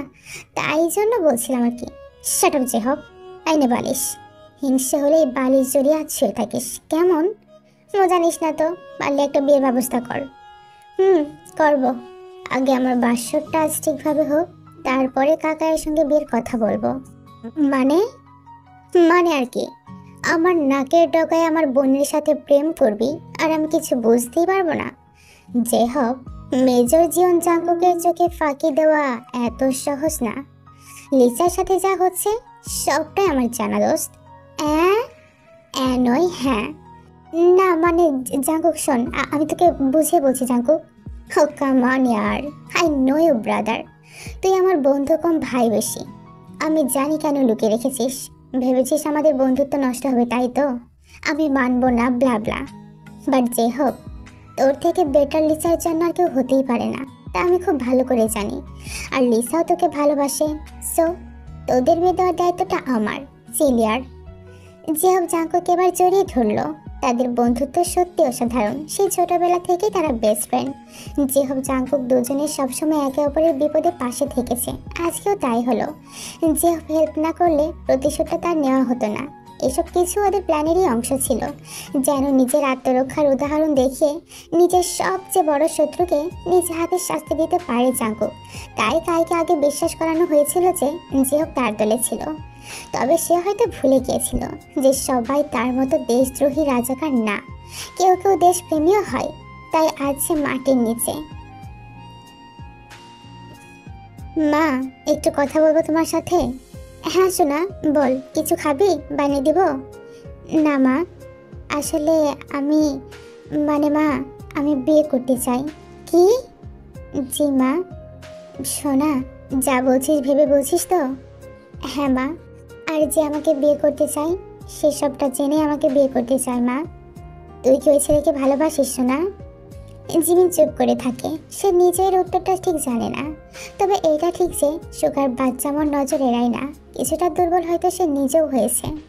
জিমিনের মা খুব খুশি হলো হঠাৎ করেই। তিনি মন থেকে চাই জিমিন সবটা ভুলে সামনে আগাক। আচ্ছা জিমিন মা, একটা কথা বলতো, ছেলেটা কে রে? আমাদের অফিসের সিও মা, বয়সে আমার থেকে ছোট। ও, এই ব্যাপার। আচ্ছা সমস্যা নেই, তোর বাবাও তো আমার থেকে 2 বছরের ছোট। তবে দেখ আমরা কি সুন্দর সংসার করছি। তবে শোনা, ছেলেটা সব কিছু জানে তো, আর এইবার কোনো ভুল যেন না হয়, তাই আমরা নিজ দায়িত্বে সব কিছু দেখে শুনে তোর হাতটা তার হাতে তুলে দিতে চাই। বল মা, ছেলেটা সব জানে? হ্যাঁ মা। আচ্ছা এক কাজ কর শোনা, ওই ছেলেকে কাল আসতে বল।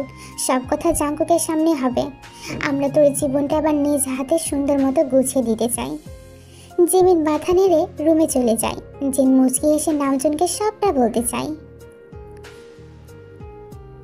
আজকে তো খুব সুন্দর করে সেজেছে। পছন্দের কালো শাড়িটা পরেছে। মুখে হালকা মেকআপ করতে গিয়েও করেনি, কারণ লিসা এসে ঠিকই এসব নিয়ে মজা করবে। নিচে গিয়ে নিজেও রান্নার কাজে শাশুড়িকে একটু হেল্প করলো। এমন সময় গাড়ির হর্নের আওয়াজ এলো কানে।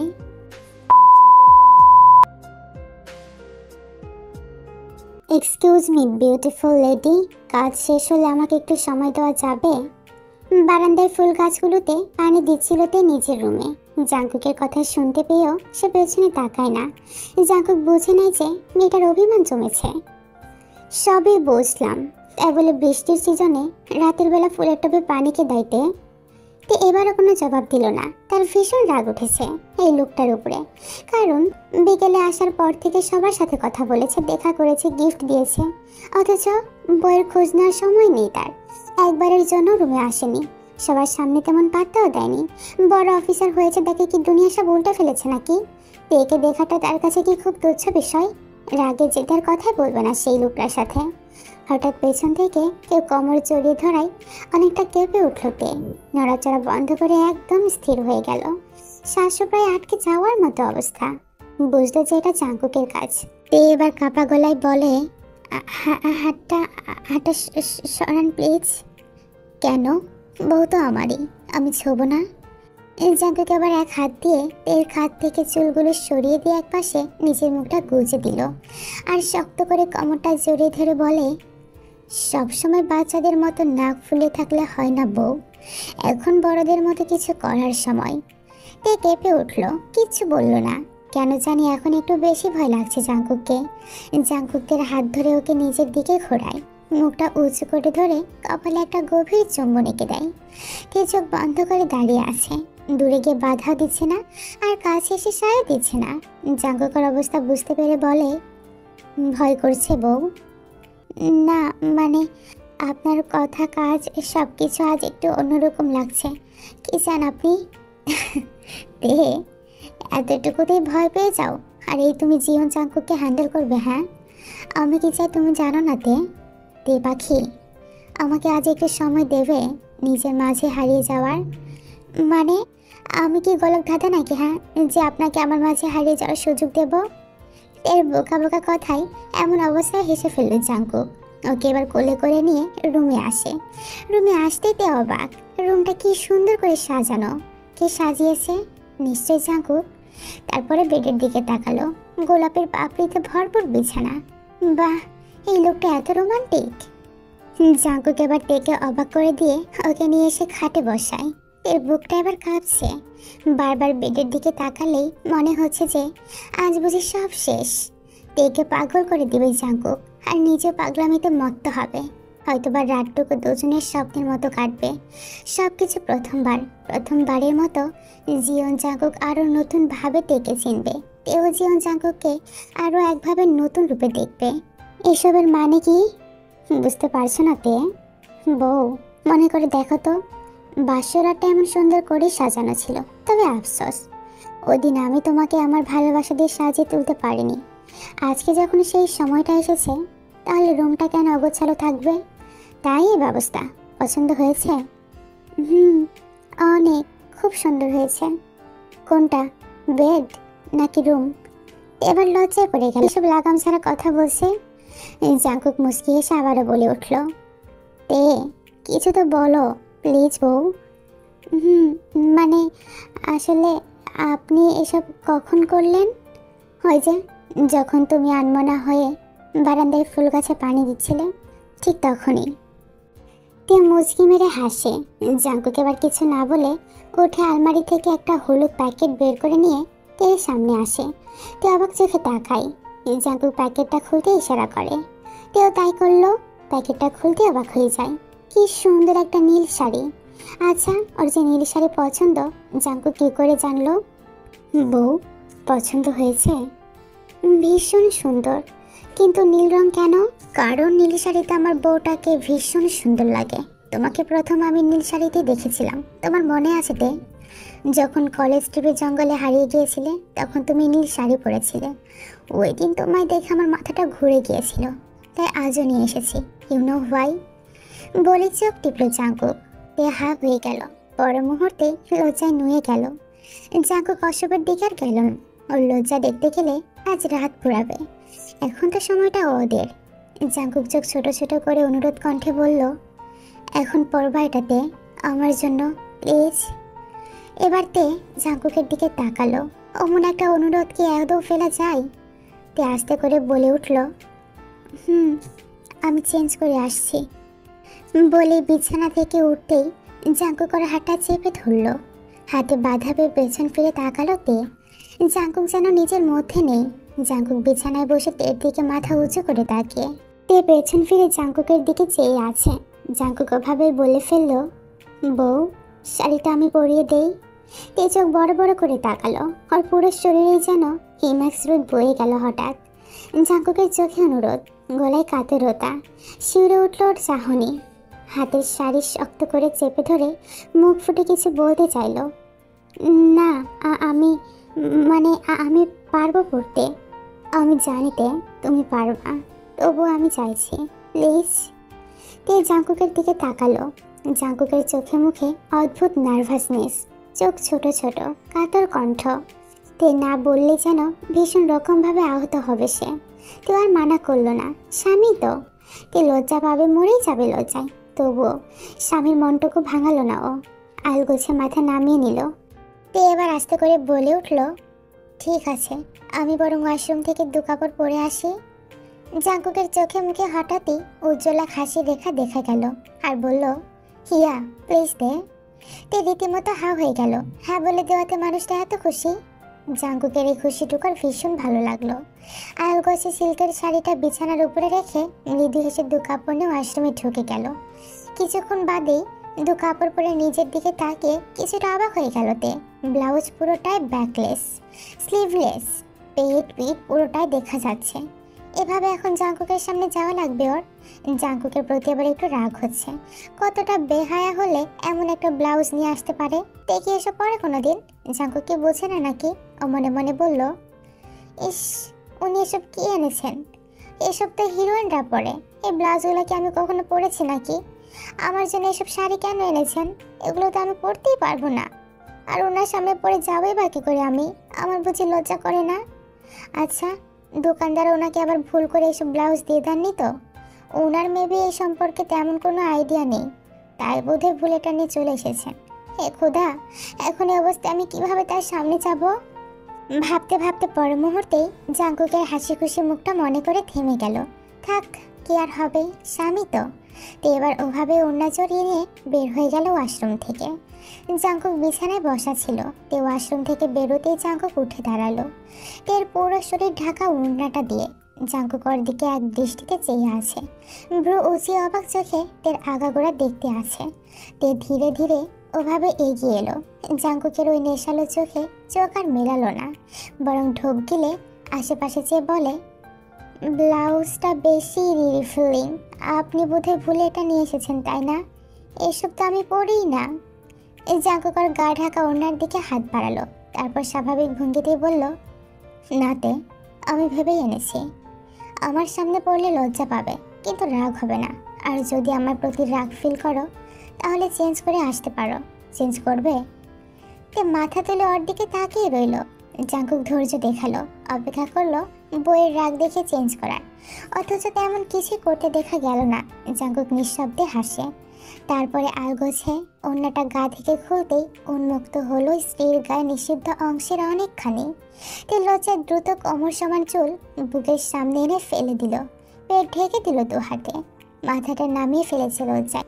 জাঙ্কুক দেখলো এসব, অমন লজ্জায় নাস্তানাবোধ অবস্থা দেখে নিঃশব্দে হেসে বলল, বেশি লজ্জা হচ্ছে বউ, আমি কি আমার চোখ কাপড়ে ঢেকে দেব? তে বলতে চাইলো যে ঢেকে ফেলুন, কিন্তু ওর বলার হলো না। তার আগে জাঙ্কুক, তে হাজব্যান্ডের সামনে লজ্জা পেতে নেই চান। লুক, এটা আমাদের রুম, এটা আমাদের বেডরুম, এটা আমাদের বেড। ফিল করতে পারছো কিছু? একটু পরেই তো থামুন থামুন প্লিজ। ও মানে বলছিলাম যে শাড়িটা ওই যে বিছানার উপরেই রাখা। জানি আমি, লজ্জায় কিন্তু তোমার দারুণ দেখতে লাগছে। আর কথা বাড়ালো না জাঙ্কুক, মুচকি হেসে শাড়িটা নিয়ে উল্টে পাল্টে সব কিছু মাপ দেখছে আর বলে, আচ্ছা তে, কুচির আর আঁচলের দিকে টোটাল কত রাখবো? আই মিন কতটুকু বড় রাখবো আঁচল? তে হেসে ফেললো, তারপরে বলে দিল শাড়ির মাপ। জাঙ্কুক সব বুঝেছে, এমন মাথা নেড়ে নেড়ে শাড়ি পরানো শুরু করলো। হাঁটু গেড়ে বসে শাড়ির কুচি বানানো শেষ। এখন জাঙ্কুক মাথা তুলে বলল, কুচি গুজবো আমি তে, পেটের উপর থেকে হাতটা সরাও। না, আমি আমি গুজে দিচ্ছি, আপনি আমাকে দিন। নো ওয়ে, আমার বউকে আমি গুজিয়ে দেব, হাতটা সরাওতে। তে আবারও জাঙ্কুকের কথা মতোই কাজ করলো। এবার জাঙ্কুকের চোখ গেল তের উন্মুক্ত পেটের দিকে। এতেই যেন জাঙ্কুকের শ্বাস আটকে এলো, এক প্রকার স্থির। থমকে গিয়ে এক দৃষ্টিতে চেয়েই রইল। আজ অব্দি কখনো এভাবে ওদেরকে দেখেনি। তের এই নতুন সৌন্দর্য ওর চোখ বাঁধিয়ে দিচ্ছে রীতিমতো। এভাবে জাঙ্কুকে চেয়ে থাকতে দেখে তে লজ্জায় শেষ, মরি মরি অবস্থা। দু হাতে পেটটা ঢেকে নিল। জাঙ্কুকের বোধহয় আবার একটু মনোযোগটা বিঘ্ন হলো। তারপরে আলতো করে আবারও পেটের উপর থেকে হাতটা টেনে সরিয়ে নিল।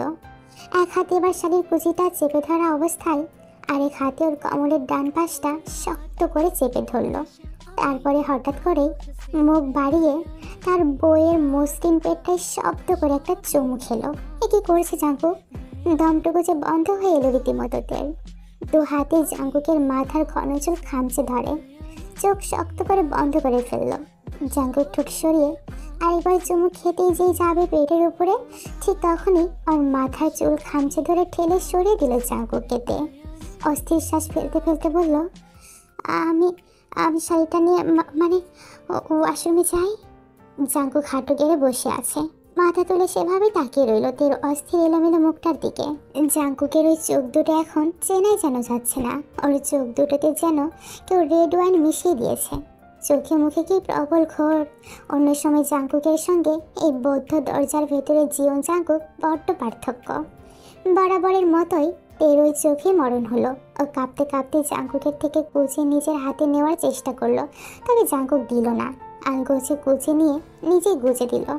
পেটের কাছে জাঙ্কুকের হাতের স্পর্শ অনুভব হতেই সারা গা মুহূর্তেই ভয়াবহ কেঁপে উঠল তের। ডান হাতে খামচে ধরল জাঙ্কুকের কুচি ধরা হাতটা। জাঙ্কুক ওর হাতটা ছাড়িয়ে নিয়ে উঠে দাঁড়ালো। আঁচলটুকু গায়ে মেলে দেবার সময় এখন। ও আলগোছে তের বুকের উপর থেকে হাত সরিয়ে দিল। স্লিভলেস ব্লাউজ, পুরোটাই জাঙ্কুকের আইকিউ অনুযায়ী বানিয়ে আনা। তে স্পষ্ট লক্ষ্য করছে জাঙ্কুকের হাতটাও কাঁপছে। যতই সে পুরুষ মানুষ হোক না কেন, এই প্রথম কোনো নারীকে এত গভীরভাবে ছুঁয়ে দিচ্ছে। জাঙ্কুক নিজেও অনুভব করছে ওর মাথা ঘুরছে ভীষণভাবে, সামলাতে পারছে না তো তেরি নিগুড় সৌন্দর্যের কাছে নিজেকে। ইচ্ছে করছে সব কিছু উলট পালট করে দিতে নিমিষেই। জাঙ্কুকের বুকের উপরে কাঁপা কাঁপা হাতে আঁচলটুকু মেলে দিল। জাঙ্কুকের চোখে তখন নেশা। ওটা দেখেই তে ঠোঁট কামড়ে অন্য পাশে মুখ ফিরিয়ে নিল, চোখ দুটো খিচে রাখা, জোরে জোরে শ্বাস ফেলছে। এইটুকু দৃশ্য দেখা মাত্রই হঠাৎ কি হলো ছেলেটার কে জানে, আচমকায় তের দু কাঁধ ঠেলে ওকে দেয়ালের সঙ্গে মিশিয়ে নিল। তের চোখ খুলে বড় বড় তাকিয়ে রইল। জাঙ্কুক আর এক মুহূর্ত দেরি করলো না, দু হাতে তের হাত দুটো উঁচু করে দেওয়ালের সঙ্গে চেপে ধরে আর তারপরে ঠোঁটে ঠোঁট স্পর্শ করলো। তে থরথর করে কাঁপতে কাঁপতে দেয়ালের সঙ্গে মিশে গেছে ততক্ষণে। জাঙ্কুক বেপরোয়া, এতক্ষণ চেপে রাখা অনুভূতিগুলো উতলে উঠছে তার যেন। উন্মুগ্ধ ওর সমগ্র সত্তা, সেটাই মাতাল করে তুলছে স্বয়ং তেকেও। অনুভূতির আঁচড় যখন একের পর এক জখম দিচ্ছে তের ঠোঁটে ক্রমাগত, তখন আবেশে হারিয়ে যাচ্ছে দুজন। তে ছটফট করে উঠতেই জাঙ্কুক ওর হাত ছেড়ে দিল। তের দেয়ালে চেপে ধরা হাত ধীরে ধীরে জাঙ্কুকের গলা জড়িয়ে ওর চুল খামচে ধরল। জাঙ্কুক এবার নিমিষে ঘায়ল করে ফেললো তার নিজের বউকে। জাঙ্কুক আর এক মুহূর্ত দেরি না করে পাজা খুলে তুলে নিল মেয়েটাকে। তেও তখন ডুবে সম্মতি স্বরূপ দু হাতে গলা জড়িয়ে ধরল জাঙ্কুকের। বিছানা শুয়ে দিতেই তে লজ্জা যেন মূর্ছা যাবে, দেহে নিচে পিষে যাচ্ছে গোলাপের পাপড়িগুলো। কমল বিছানায় গা ঠেকতেই বুঝতে পারলো যে এই রাতটা বড্ড দীর্ঘ কাটবে ওর। জাঙ্কুক টি শার্টটা অস্থির ভঙ্গিতে খুলে ছুঁড়ে ফেলে দিল মেঝেতে। তের শ্বাস আটকে গেল জাঙ্কুকের নগ্ন পেটানো শরীর দেখে। চোখ বন্ধ করে রেখেছে তে। জাঙ্কুক আস্তে আস্তে তের উপরে ঝুঁকে পড়ল। তে চোখ খুলছে না, সাহস নেই ওর। চোখ খুললে যে এমন অস্থির জাঙ্কুককে দেখতে হবে যে জাঙ্কুককে তে চেনে না, কোনোদিন দেখেও নি। এই জাঙ্কুক অন্য, তার চোখের ভাষা ভিন্ন, তার হাতের ছোঁয়া বড্ড দুষ্টু। জাঙ্কুকের চুল গুছিয়ে দিতে দিতে বাকর গলায় বলল, জান, শাড়ি পরে মেবি তোমার গরম লাগছে, শাড়িটা খুলে ফেললে দুজনেরই সুবিধা হবে। খুলবো আমি বউ? তে জবাব দিতে পারলো না। ওর সমস্ত সত্তা তখন তোলপাড়, অনুভূতির আচরে দগ্ধ তনু মন্ডিদের সবটুকু। জাঙ্কুকের ছোঁয়াটুকু পাগল করে দিয়েছে ওকে। জাঙ্কুক আবারও জবাব চাইলো, আকুলভাবে বলল, তে কাম অন, প্লিজ কিছু বলো। I can't control myself, please something tell me. আমি যে জ্বলে পড়ে শেষ হয়ে যাচ্ছে তে। এবার শুকনো গলায় ঢোক গিলল, তারপরে চোখ খুলে তাকিয়ে রইল জাঙ্কুকের দিকে আর কাপা গলায় বলল, শাড়ির মালিক যা চাই তাই হবে। বলি জাঙ্কুকের দিক থেকে চোখ দ্রুতই নামিয়ে নিল। আবার শুকনো গলায় ঢোক গিলল তে। জাঙ্কুক ওর ঢোক গেলে মুহূর্তেই হঠাৎ ওর গলায় চুমু খেয়ে বসলো। ঢোক গেলে অবস্থায় স্তব্ধ হয়ে গেল তে।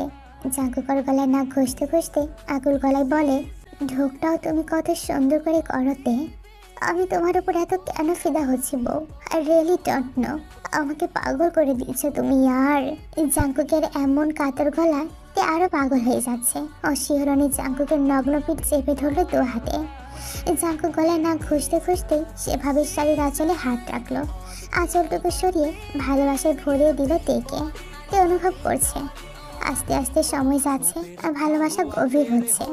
সারাটা রাত কতই না সুখময় তাদের। नशा अभी आँख से गया नहीं, रात का नशा अभी आँख से गया नहीं, रात का नशा। সকাল হতে তের ঘুমটা আগে ভেঙে যায়। ও পাশে তাকিয়ে দেখলো জাঙ্কুক এখনো ঘুমোচ্ছে। রাতের কথা মাথায় আসতেই লজ্জায় লাল হয়ে গেল তে। ওকে আর ডাকে না, ডাকলে লোকটা লজ্জা দিয়ে নাস্তানাবুদ করে দেবে। আস্তে করে উঠে গিয়ে ফ্রেশ হয়ে আসে। আসতে দেখলো জাঙ্কুক নেশালো চাহনিতে তার দিকেই তাকিয়ে আছে। তে থমথমে বলল, গুড মর্নিং। ব্যাড মর্নিং তে। কেন, কি হলো আবার? কি হয়নি সেটা বলো। এত কেন শাওয়ার নিলা? আমাকেও ডাকতাতে, একসাথে যেতাম। ইউ নো বেবি, দেশে পানির খুবই সংকট, আমাদের উচিত পানি বাঁচানোর। থাক, হয়েছে, আর দেশে চিন্তা করতে হবে না আপনার। যান, ফ্রেশে আসুন। তা তো হবে না। মানে আর আপনি এদিকে আসছেন কেন বলুন তো? আমার কাছে একদম আসবেন না, সরুন এখান থেকে, আমি নিচে যাব। এত তারা কিসের বউ? দেখুন, মাত্র গোসল করে এসেছি আমি, এখন না প্লিজ, সময় নেই যে, বাসায় মেহমান আসবে। মেহমান?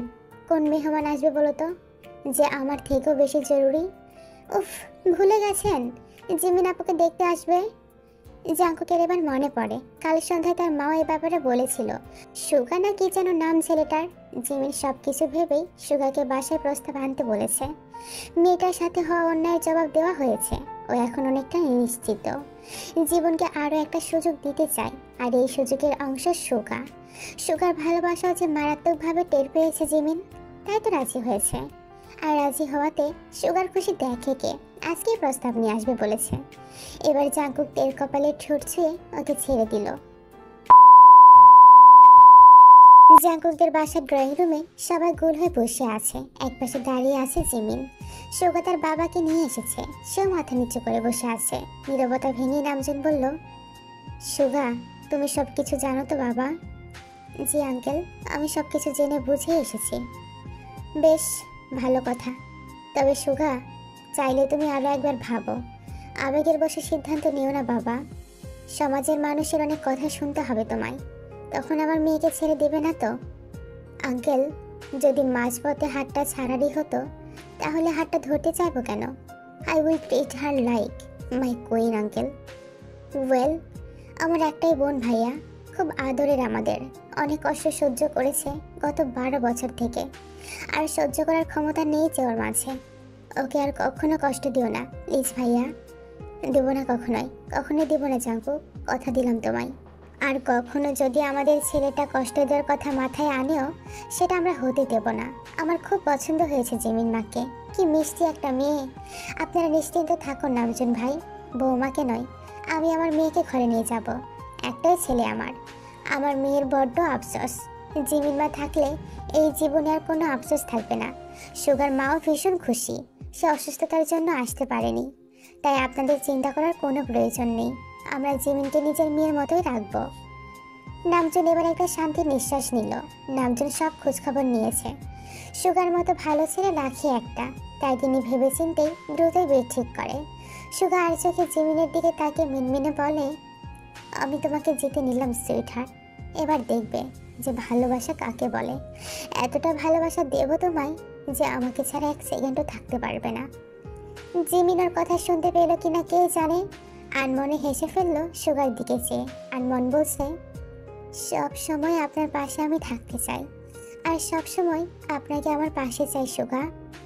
আরও কিছুক্ষণ কথা হলো সবার মাঝে। সুগার প্রতিটা কথার উত্তর সবার খুব পছন্দ হলো। শেষে 1 সপ্তাহ পরে বিয়ে ঠিক হলো। জাঙ্কুক এরই মাঝেই লিসার বিয়ের কথাও বলল। জেহব ছোটবেলা থেকেই তাদের বাসায় যাতায়াত করে, তাই জেহবকে সবাই চিনে। নাজিও খুব আদর করতে ছেলের মতো। এখন তো সে বড় হয়ে গেছে আর একজন আর্মি অফিসার, তাই এক মুহূর্তে রাজি হয়ে গেল সবাই। অথচ কেউ বুঝলই না যে জেহব আর লিসা আগে থেকে একে অপরকে ভালোবেসে এসেছে। ক্রেডিটটা কিন্তু জাঙ্কুকের। ও এমনভাবে প্রস্তাব রেখেছে যেন বন্ধুর জন্য এমন মেয়ে চুজ করেছে, আর বোনের জন্য এমন ছেলে ঠিক করেছে যেন তারা দুজন দুজনকে চিনেই না। কারণ রিলেশনের কথাটা জানাজানি হলেই ঝামেলা হতো। জিমিনের সাথে হওয়া অন্যায়ের পরে এই বাড়িতে প্রেম নামক শব্দটাকে মাটি চাপা দেওয়া হয়েছিল। আল্লাহর রহমতে দুটি বিয়ে 1 সপ্তাহ পরেই বেশ ধুমধাম করে দেওয়া হয়ে যায়। তাই দেখুক, দাঁড়ানো শোনা, আর একবার মুখে দেব তাহলে শেষ হয়ে যাবে। না না না, আমি খাবো না, আমি খাবো না, খাবারকে তো আমার ভালো লাগে না। একটা মায়ের দেবো না দেখুক, একদম খেয়ে নিবি। দিন দিন আদর পেয়ে পেয়ে মাথায় উঠে যাচ্ছে মেয়েটা। আরে তে, কি হয়েছে বলো তো? বকছে কেন আমার কলিজাকে? আপনার কলিজা কি করেছে দেখুন আগে। একটু খাবার খেয়ে সব রেখে উঠে গেছে, তার উপরে আবার আপনার ক্যাম্পের পোশাকে কলম দিয়ে আঁকাবুকি করে রেখেছে। বাস বাস তে, বাস এতটুকুর জন্য এমন করছে তুমি? হ্যাঁ, আজ তোমায় এমন পানিশমেন্ট দেবো যে আমার মেয়েকে বকা তো দূর, জোরে কথাই বলবে না। হ্যাঁ পাপ্পা, বকা দাও, মাম্মামকে বকা দাও, আমাকে শুধু খাবারের জন্য জোর করে, আমি খেতে চাই না, তাও আমাকে খাওয়া, বকে দাও তো পাপ্পা, বকে দাও। হ্যাঁ মো, তোমার মাম্মামকে অনেক বকবো, তার আগে চলো তোমাকে তোমার দাদিমার কাছে দিয়ে আসি। নিচে নেমে টাইম ওয়েস্ট করতে হবে না জাঙ্কুক, আমি নিয়ে যাচ্ছি। তুই আমার বৌমাকে বকে দে। চল রে টেকুক, আমরা যাই শোনা। বলে জিন টেকুককে নিয়ে চলে গেল। টেকুক মহা খুশি যে তার মাকে তার বাবা বকা দিবে, অথচ বাচ্চা টেকুক বুঝলেই না যে পানিশমেন্ট আসলে বকা না, ভালোবাসা থাকে পানিশমেন্টে, যা তার মাকে কাবু করে দেয় অনবরত। জাঙ্কুক মৃদু হেসে তার কাছে এসে কামড় ধরল, ঘাড়ে মুখ গুজে বলল, এখন কি হবে তোমার তে পাখি? সরি, আর আর বকবো না, এখন ছাড়ুন প্লিজ, নিচে কাজ আছে। আগে আমার কাজ জান, তারপরে বাকি সব। ইস, সবসময় এসব না, জিমি না করে আসবে, রান্না বান্না করতে হবে আমার, ছাড়ুন না প্লিজ। ছাড়বো না, একটু পরে তো চলে যাবো বউ, এমন লাফালাফি করিও না তো। তের মনটা আবারও খারাপ হয়ে গেল। জাঙ্কুক ছুটিতে এসেছিল কিছুদিন, আজ আবারও চলে যাবে। তবে তের এখন অভ্যেস হয়ে গেছে এসব, তাদের আদরের টেকুক আছে যে, আর বাসার সবার এত এত ভালোবাসা। তের তো জাঙ্কুকের জন্য গর্ব হয় যে তার স্বামী কত বড় না সৎ অফিসার। জান, কি ভাবছো বলো তো? মন খারাপ করিও না প্লিজ, 7 দিন পরেই তো চলে আসবো, তারপরে তো আবার এক রাত থেকে চলে যাবেন। তাছাড়ার উপায় কোথায় বলো যান, দেশের যে আমাকে প্রয়োজন বউ, বড় অফিসার হওয়ার শর্তে 7 দিন পর পর আসতে পারি। আমি জানি, আর এটাই আমার জন্য অনেক কিছু। সাবধানে যাবেন কেমন? ওকে যান, জিমিনাপুর সাথে দেখা হবে না, একটু পরে বেরিয়ে পড়তে হবে আমায়। ই বাবা, কেন বলুন তো? জেহব ভাই আসলেন, একসাথে যাবেন বলছিলেন। হ্যাঁ, তাই তো আমাদের প্ল্যানিং ছিল, তবে লিসা আজকে আসতে পারবে না, শরীরটা যে খারাপ ওর, তাই একটু সুস্থ হলে কালকে আসবে। জেহব লিসাকে কালকে আমাদের বাসায় রেখে ক্যাম্পে ব্যাক করবে। আচ্ছা, বুঝতে পেরেছি। জানেন, আমার না অনেক খুশি লাগে, আমার 2 ননদ একসাথে প্রেগনেন্ট, কি যে মজা হবে। উফ, কখন যে আমি জিমিনাপুর লিসা একসাথে হব, তর সইছে না যে আর। তাই না? আমার প্রতি ভালোবাসা এখন জানালা দিয়ে পালালো? হ্যাঁ, ননদদের পেয়ে আমায় পাত্তাই দাও না তে। ই বাবা, ওটা কখন বললাম? আপনার থেকে গুরুত্বপূর্ণ আমার জীবনে আর কেউ নেই। এই জাঙ্কুক মুচকি হাসে, তেকে আরো শক্ত করে জড়িয়ে বলে, লাভ ইউ বউ, আই লাভ ইউ বাবু Rammu, I love you so much জান। লাভ ইউ 100,000 বাবু Rabbu, I love you infinity. তে খুবই খুশি হয়ে যায়। জাঙ্কুক সেনা ক্যাম্প সহ পরিবার সবকিছু কি সুন্দর করে সামলায়, সব থেকে তার বউকে বেশি সামলায়। তের কারণে নাক ফুলানো জাঙ্কুকের খুবই পছন্দ। নিজেই রাগায়, আবার নিজেই তা ভালোবাসা দিয়ে ভাঙিয়ে ফেলে। তে খুবই লাকি, জাঙ্কুকও কিন্তু কম না, সে নিজে খুব লাকি ফিল করে।